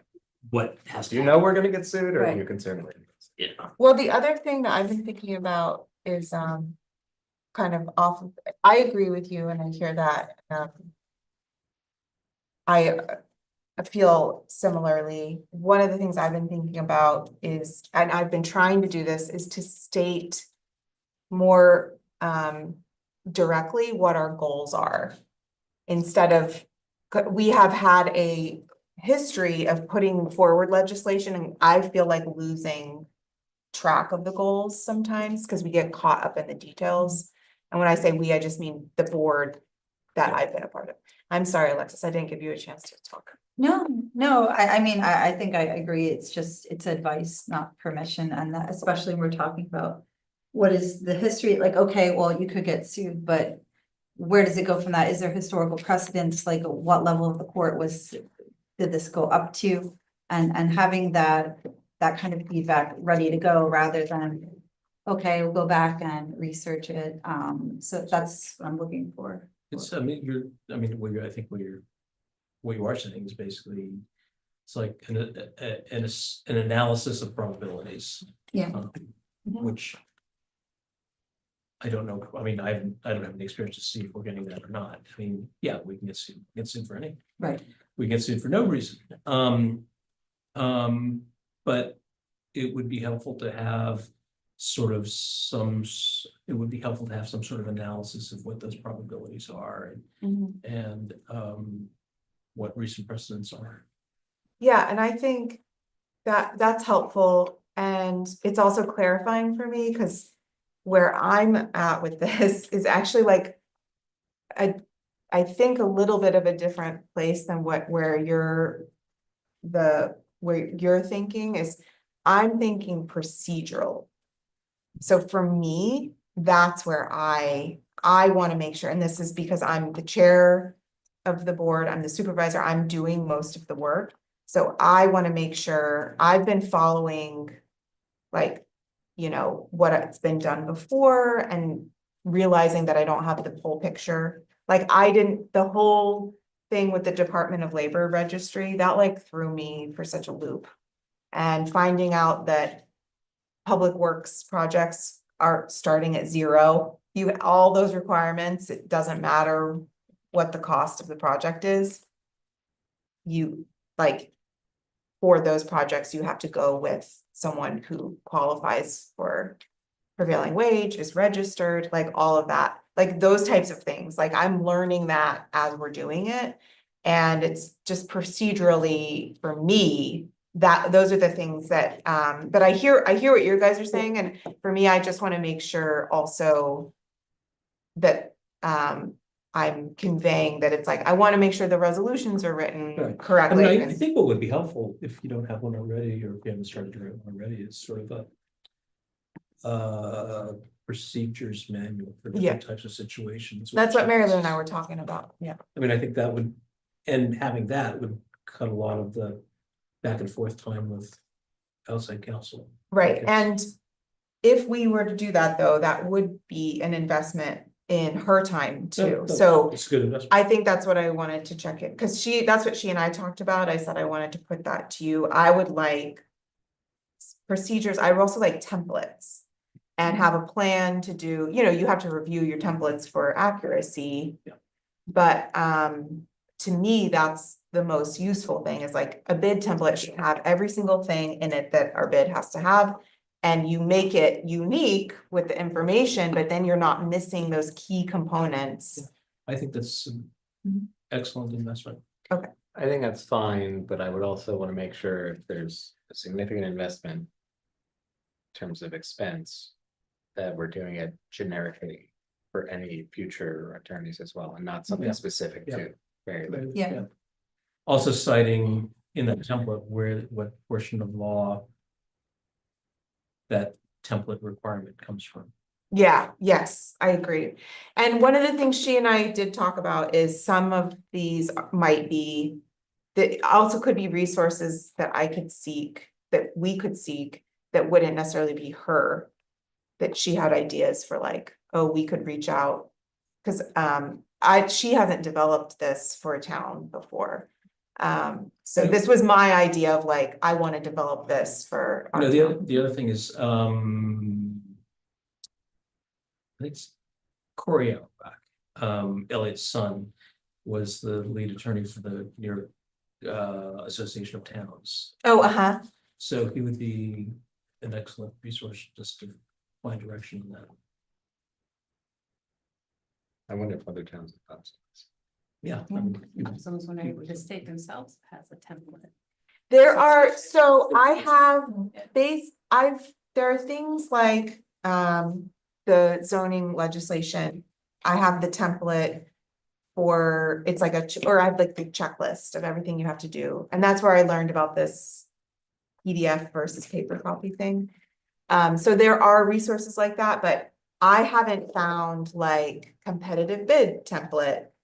I have, it's things that I'm doing now all of the time. Like even like I started writing a construction contract template that I have that I can like share, but it's not complete yet. But just things that's like, what do we want in everything that we do?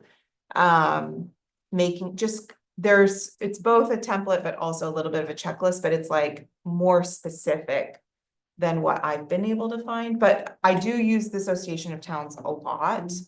But every time I ask them if they have a template, they say no.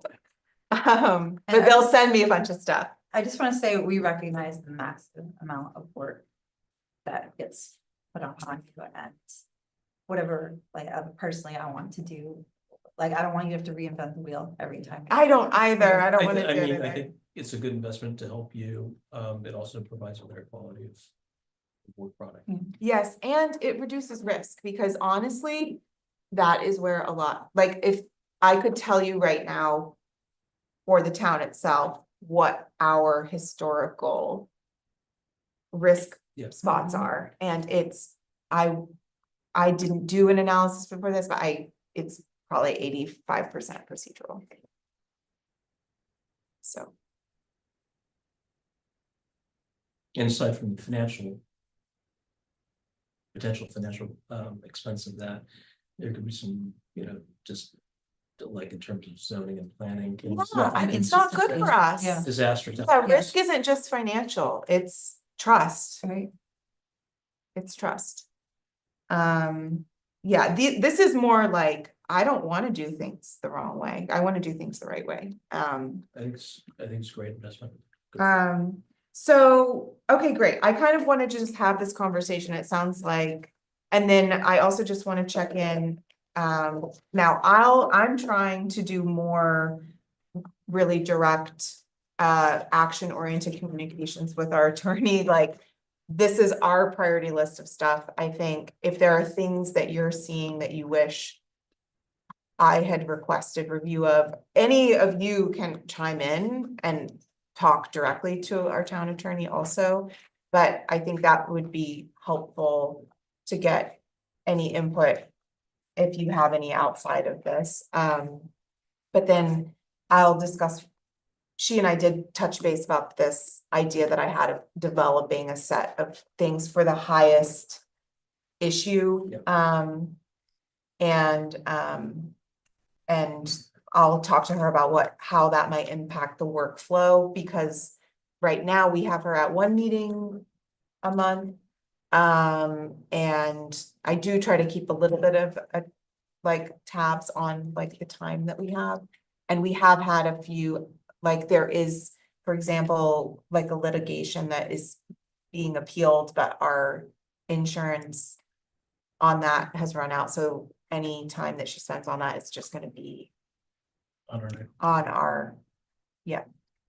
So then that's not planned for, because that's not our board work. It's, something that's a little bit outside of our control. So I'll have that, I can have that conversation with her, and we can have a follow-up at our workshop about this, but we thought it would be more useful if we spoke about it as a board first. Did we not build contingency for the budget for her time? It was so much last year that you guys were always optimism in the budget. There was a cutting that happened. I did build in some, I did pad the litigation line, because we previously hadn't ever budgeted anything in that. Hopefully we can reduce that. Okay, well, thank you for that conversation. If you have any further thoughts, I can reach out before our workshop meeting. And okay, so fence replacement proposals. We had that request for proposals for fence replacement. I've had that out for how long now? Since March? I don't know. We've put it out 3 times. The issue that I've had with this fence replacement is that, again, I alluded to it, it's a public works project, so we either have to do the work ourselves or hire someone that is qualified to do public works projects in New York State. So I have been in contact with so many fence companies, but after our competitive bid, I had reached out to one of the bidders because I'm like, oh, they qualify, and they did put in a proposal. So I included this. There's a little stack that should be a stapled proposal copy, and then I printed out. After I received this, because it's a quote can be a little bit more collaborative. So when I got this, they had just given us for the full replacement. And we had said that we would take either full replacement or partial. So I contacted them to see if there's a way I could look at this that would be a partial. We hadn't done a site visit when they proposed this, so I went ahead and scheduled a site visit, and we walked around, and that what is proposed in these loose sheets was what they submitted after the site visit. So what they're proposing on their quote for the community center is the full replacement of the west half of the fence. This is the part that's falling down. And it has trees all over it. This side, yeah. No, This, that left side here and then half of the back. There's, it's north. I don't know, I'm sorry, what did I say? Well, the proposal says west. That's west. That's west. No, No, that's west.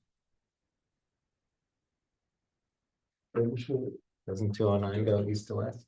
no, That goes north south. No, it's not. Well, it goes like, okay, Mount Catskills or Gumps. well, so quotes are not like bid documents. I think that's, I walked around with them, we were very clear about what exactly.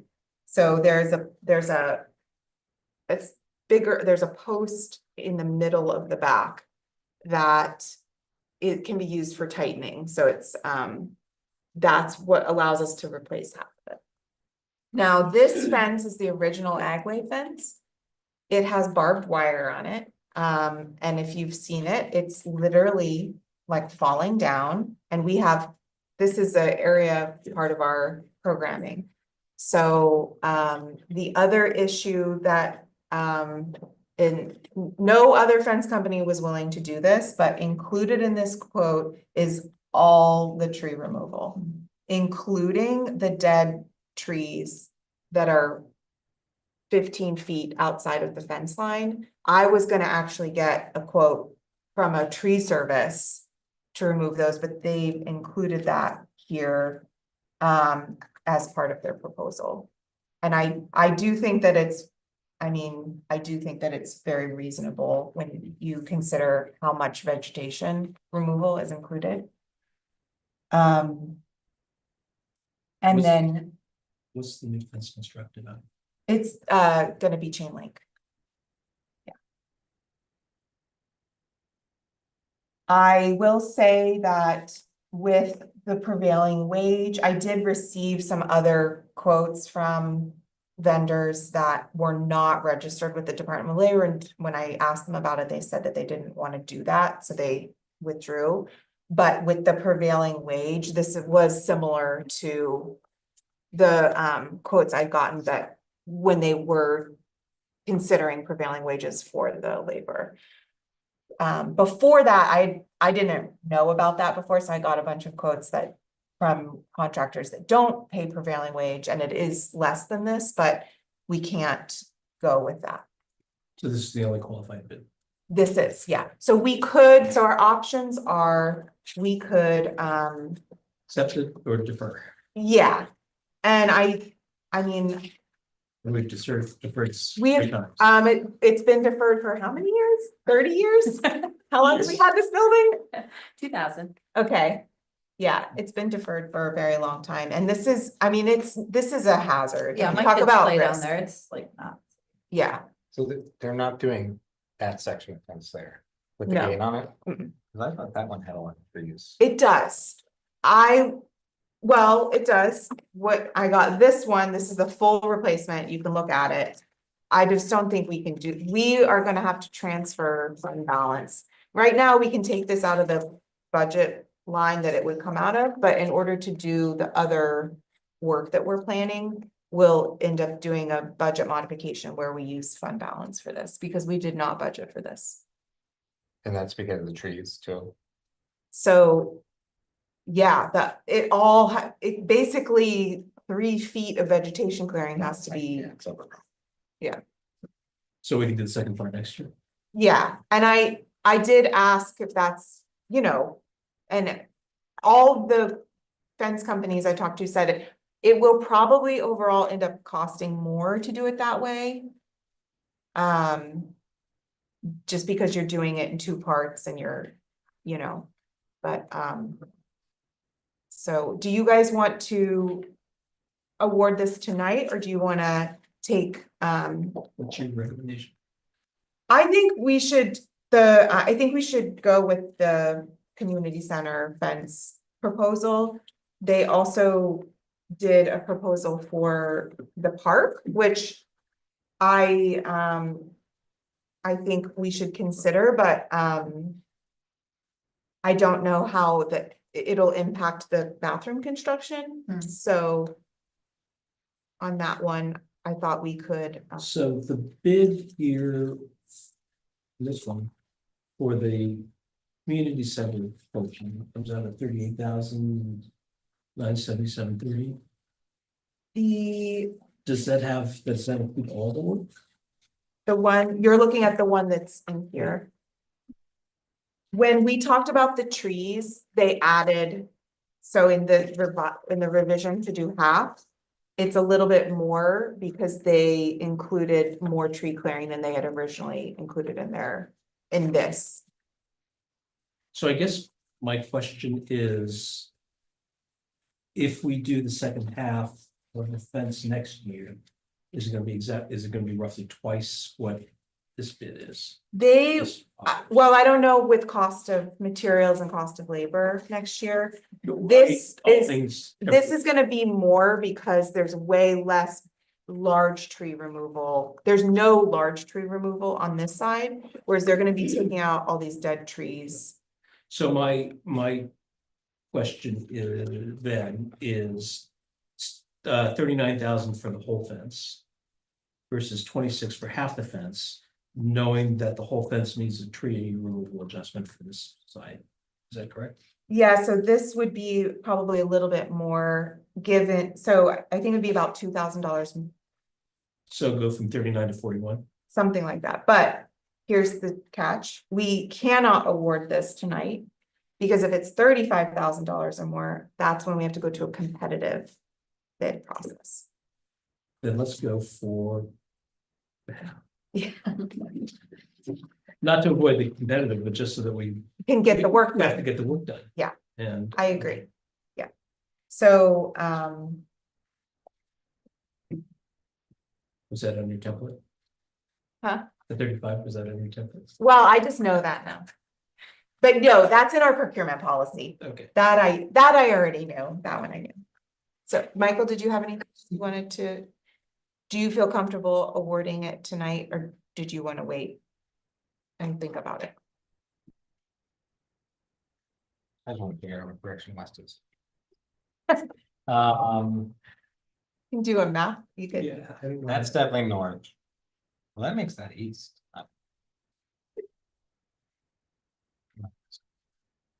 Um. Yeah, I guess it seems. High, but if we're getting the tree done, like the fence corner seems high.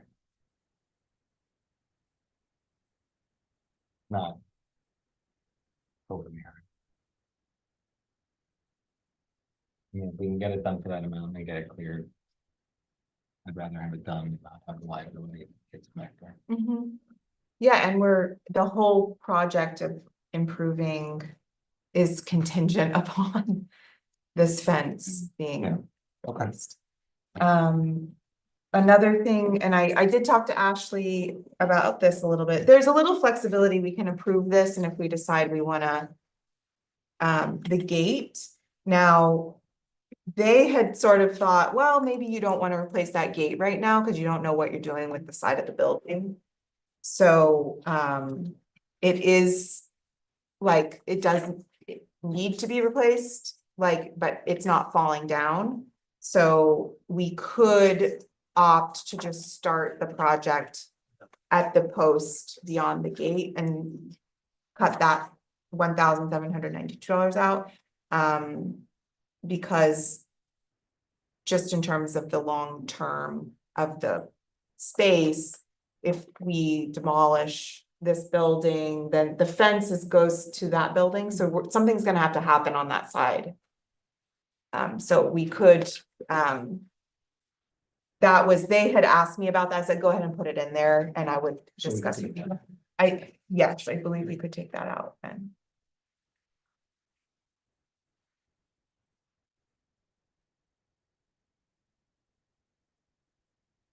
Should we do that? Do what, move on? Take Take the the fence fence gate. gate replacement out, which would remove the $1,800. Does the gate work? I think it still works. It does, yeah. It definitely, like, you know, we talked about how we could do it or not do it, and I talked to the rec department about it, and I think they weren't thinking it was gonna get replaced, so What do we use that for access? I don't think we've ever used. I don't think we use it. Let's take it out. Is there? Don't replace it. Is it, wait, is there Don't another? replace- Okay, Yeah, so you're saying leave it, Leave it. take it out of the quote. Take it out. Okay. So I'm just gonna do that math real quick.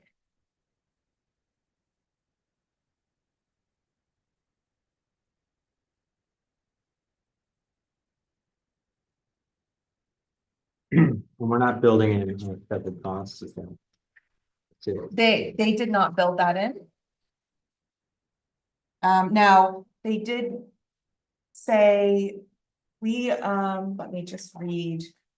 We discussed the tree clearing, they're gonna do 3 feet on either side of the fence that they're replacing everything, and then all the dead trees that are on that side, and all the trees that are leaning over, and then there's actually trees on the fence line, so it is gonna be quite the project to clean that up, And cut and remove. yeah. And they're removing the stumps also, yay. yeah. And let's see, in the email. The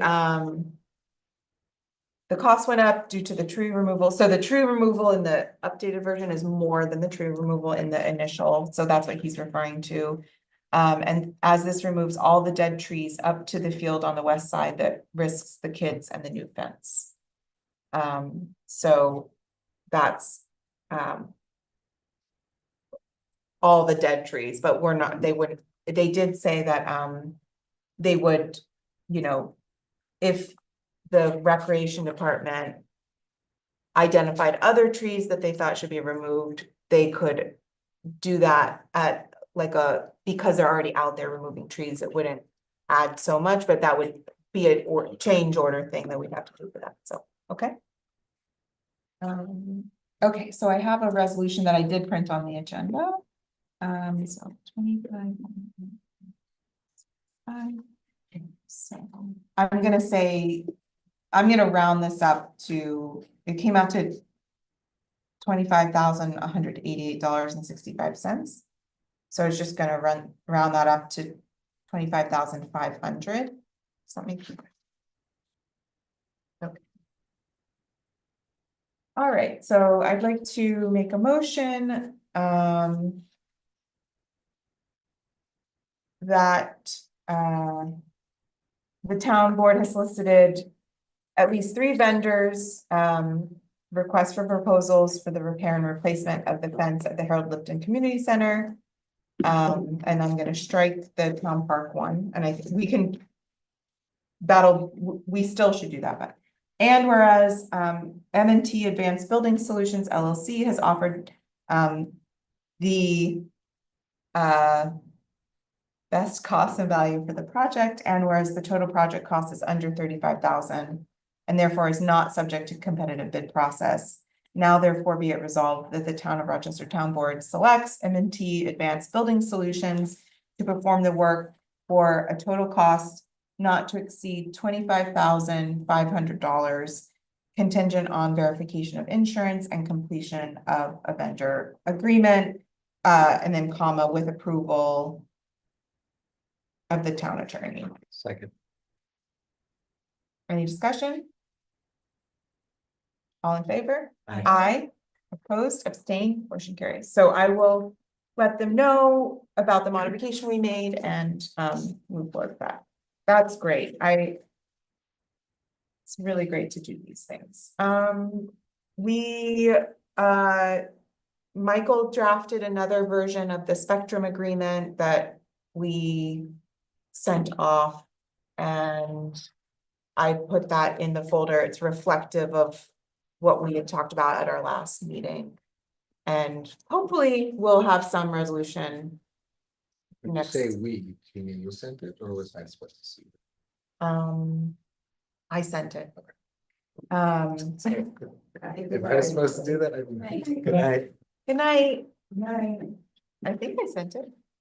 You got that to me like yesterday. Yeah. Okay. I don't think I was on it today. Okay. And then. So that draft.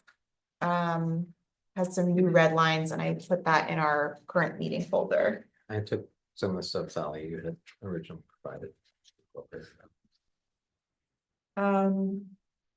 So I thought we could do an update of the email project, because you had sent out an email to the town board with our licenses and our login information. I thought we could just review that and what you were thinking we would do with that, and then how that fits into the larger project. In other words, tell us what to do. Yeah, Well, all of your temporary passwords are. No, so we Here's have, the keys. we have access, well, we still have to, we should figure out what we want to do about board computers, but, we have accounts for everyone in town. My understanding is that the email accounts are not active yet, although I've been able to send myself emails that have come through. But your office accounts, your 365 Teams accounts, so if we wanted to start implementing some of that, we all have user logins. I just need to give you the temporary password, and then you have to download Microsoft Authenticator on your phone. We can decide if we want that to be a permanent thing, but basically when you log in, then you have to acknowledge the code on your phone. So whenever you guys are ready to do that, we can set those up, so you'll be able to log in. And then I started building out the SharePoint site, so we can replace Dropbox with SharePoint and download all of the local desktop versions of the Office suite, and then we can start. Hopefully move off of Dropbox unless we really feel committed to it, Oh, no. and then start using that for sharing documents and collaborating on things that we're reviewing in meetings. And then longer term, I think we're still trying to coordinate what the process is going to be for making the backups and transitioning so that we can do the DNS changeover. So we're waiting for the mail admin to, we had some questions, I think, regarding possible migration paths. And so we're waiting to hear back on the status of it. Reducing the size of mail of folders. Do we have a list of those, or has that been communicated to everyone? I thought it had been communicated, Okay. but I have not seen that. Oh, okay. list. But I think it was the building office. And I think the police office as well. Oh, okay, because I had, all right, so I can follow up. I think I need the list so that I can just, we had done. List of what the large mailboxes are? Yeah, and how they need to be split up, and whether the splitting that's happened since has been successful. Well, I think the split was just by year. And that, Well, however it's split, I mean, yeah, like some users have everything in their inbox. and that has been resolved to the best of my knowledge. But if they have such large files in Yeah. certain years, they might need to split at a Right. further level. We just were waiting to hear. I'll ask if we can get an updated list of the sizes. Okay. Which ones need to be broken down. Okay. So in terms of going back to using the licenses that are not connected to the domain, so what is the, like, Text me and I can give you your username. I think it's pretty human readable, and then there's a temporary password, and then you set your own password the first time you log in. and then what are the goals for us logging in these? I think the first goal is that we start having all our documents in the SharePoint in the Microsoft 365 repository, so that's how we access instead of Dropbox. And then I think longer term, if we want to look at, start using Teams, we will all have our Teams accounts. So if you want to set up meetings, I think you can do ad hoc meetings. We won't be able to like schedule them throughout, but we can start using Teams for meetings and things like that. If we wanted to, you wanted to set up a meeting with the ECC and talk to them, that's a bad example, but. One of the committees, you would have a team account that you utilize for that. And then we just have to get the mail server over. I mean, that's really what's gonna be. So the transition. in terms of like functionally, how we're gonna be using SharePoint as a tool, as a board, would you prefer to do? Because I think there's more, I kind of quickly put together Dropbox because we have different, like our current email isn't connected to anything like that. And I didn't want to use Google because I can't access it unless I have a different account. You know, so that's why I chose Dropbox. But when we're all on Microsoft, we'll be all on the same program, right? So that gives us an opportunity to sort of like refine our. Good night. Thank you for coming. So there's two things I'm wondering, like, I'm very, proficient in the Google Suite.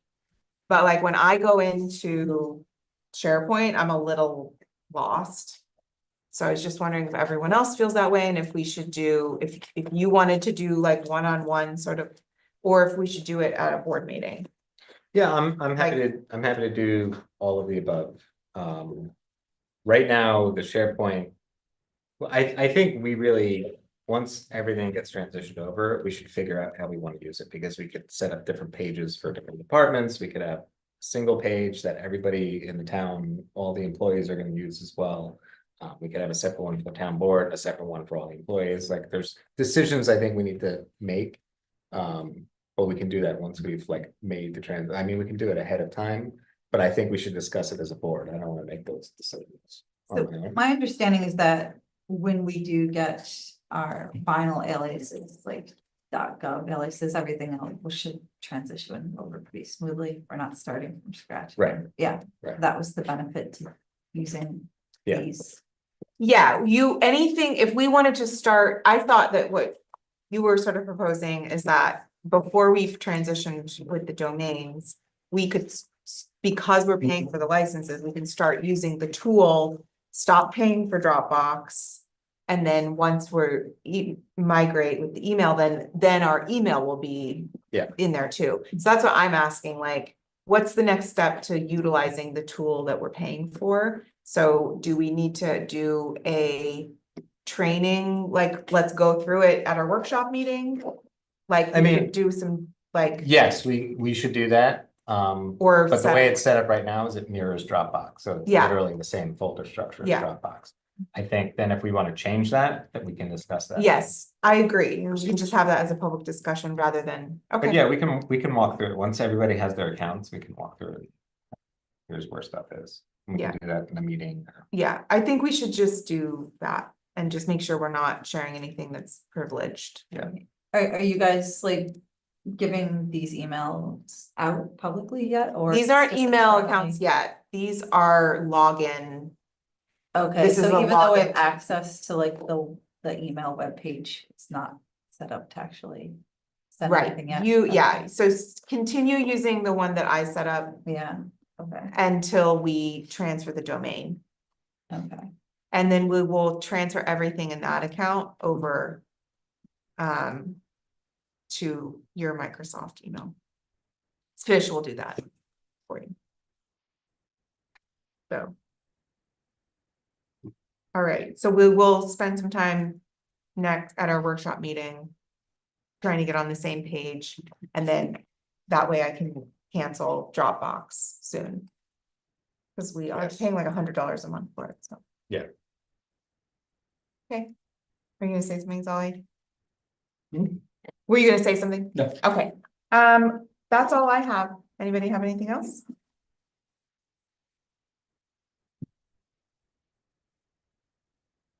We have a executive session. So for workshop, we're gonna do this, SharePoint training. We are going to, what was the other big thing we were gonna discuss? Mary Lou. Yes, thank you. Attorney issues.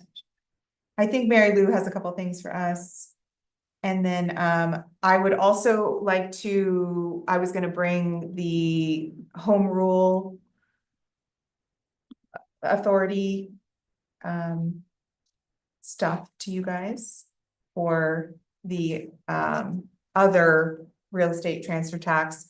I also think because it's squished, we should start discussing I think I would request that the board reads the community preservation plan if you haven't already.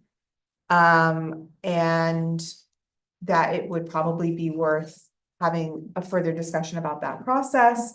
And I think we should start talking about the rate, because I don't want to leave that percentage.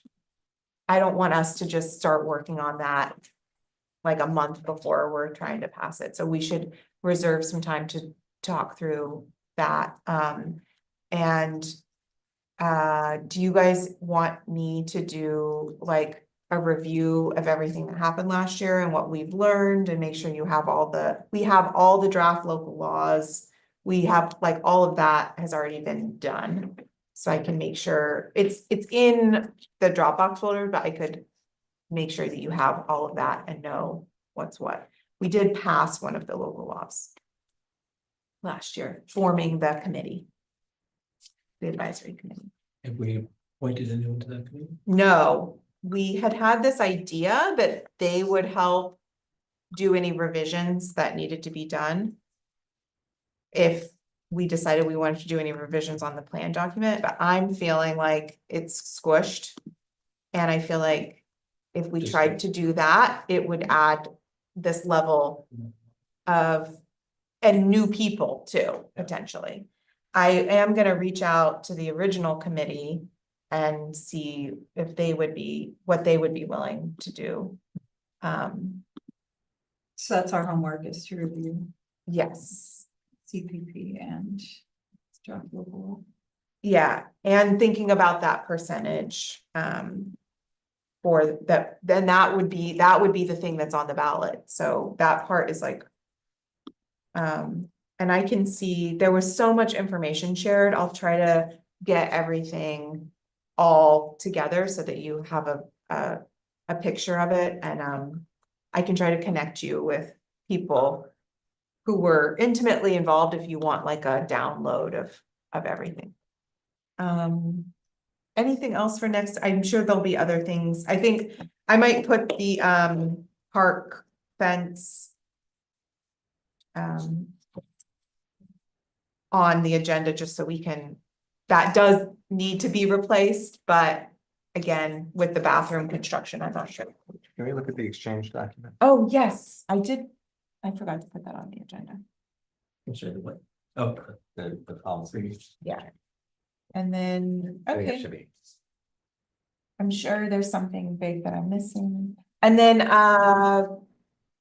we are doing a Memorial Day, event. This year, we are, doing a unified event between the town and the fire district. Oh, really? But it's gonna be functionally the same. What we typically do is elected officials ride in the back of the trucks together. So yay. so Fire that truck or a truck? the highway department trucks. That's not so does a fire truck. I, well, you can talk to the fire department. So that is on, it's the short route. Is it a dump truck? Um, I think last year you sat in the utility truck, right? yeah, well, the year before, Last year. the right? COVID parade was the most fun. Yes. Like, I kind of want to go back to doing that, but I don't remember I- us doing the short one last year. Last year. it was rained out. Oh, that's right. I've only been to one of the normal ones, but the COVID, we went through the entire town. That was great. That was so fun. What was And nice about probably too that? fast. There were so Right. many people. so Yeah, we were many going people too that fast. Attended it because you passed their It was like an house. hour in the Yeah. back of a truck. It was so fun. Yeah, it really. Sam driving. Oh, yeah, he did. That was terrible. So, I drove you guys one year. No, but the year I was terrified. That was, you were not an elected official. That was the other organization okay. and you were, Got it. so I just wanted to make sure you knew about that, so I'll send you the flyer, but it starts the parade is at 1, but the convening of the vehicles starts at noon, so. That's on Memorial Day. And the ceremony is. So we're still gonna do a two-part ceremony because we're gonna be doing a dedication at the Veterans Park. Okay. But we had some ideas about how to bring that all together. Okay. And my mom will be here.